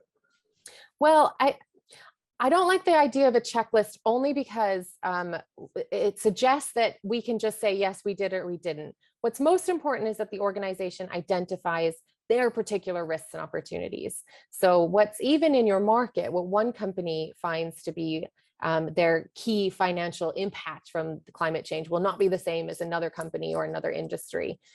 So I think the most important here is starting to have this conversation. Have the conversation at the board level, at the leadership level, and start identifying these risks and opportunities. And from then you can use the checklist to start determining how you provide this information to the market. Excellent, Tiffany, excellent. We really, I'm so impressed by these presentations today, and it has really brought us into a space where we understand the need for real focus on ESG, not just for the short term, but for long term as well, because, you know, it's very topical this time of year in the Caribbean because we're in hurricane season. Mm-hmm. And then it sort of goes away and comes back again, you know, next May. We really need to be more consistent in the region and globally to deal with the several implications of ignoring environmental awareness, especially. So thank you very much again, Tiffany. We are right on time with our wrap up, and we thank all of the participants. But just before I do the official thanks, I will announce that the winner of the question, which was, what are the benefits to the investors for investing in global bonds, is actually Denise West. Denise, congratulations. And one of our technical persons, Taj, will probably send you a message directly in the chat to get your contact details. And you are the winner of 2 150-watt solar LED lamps from one of our green energy providers, Fosrich Company Limited, one of our sponsors and partners as well. We acknowledge Anna Kay for being the first person to respond. However, Anna Kay, you actually responded with the benefits of green bonds to the issuers as opposed to the investors, which was our question. So thank you very much. Special mention to Anna there. Congrats to Denise. The presentations, the program will be available on our YouTube channel by Monday, if not before. So we ask you to, you can look out for that. The other thing I would want to really do is start from the very top and just thank everyone for staying with us today. Remember, now we'll be here again tomorrow for second part. I want to thank today Dr. Axel Kravatsky for his really fantastic presentation, showing us exactly, you know, the basics of the ESG concepts and milestones, international standards, and best practices.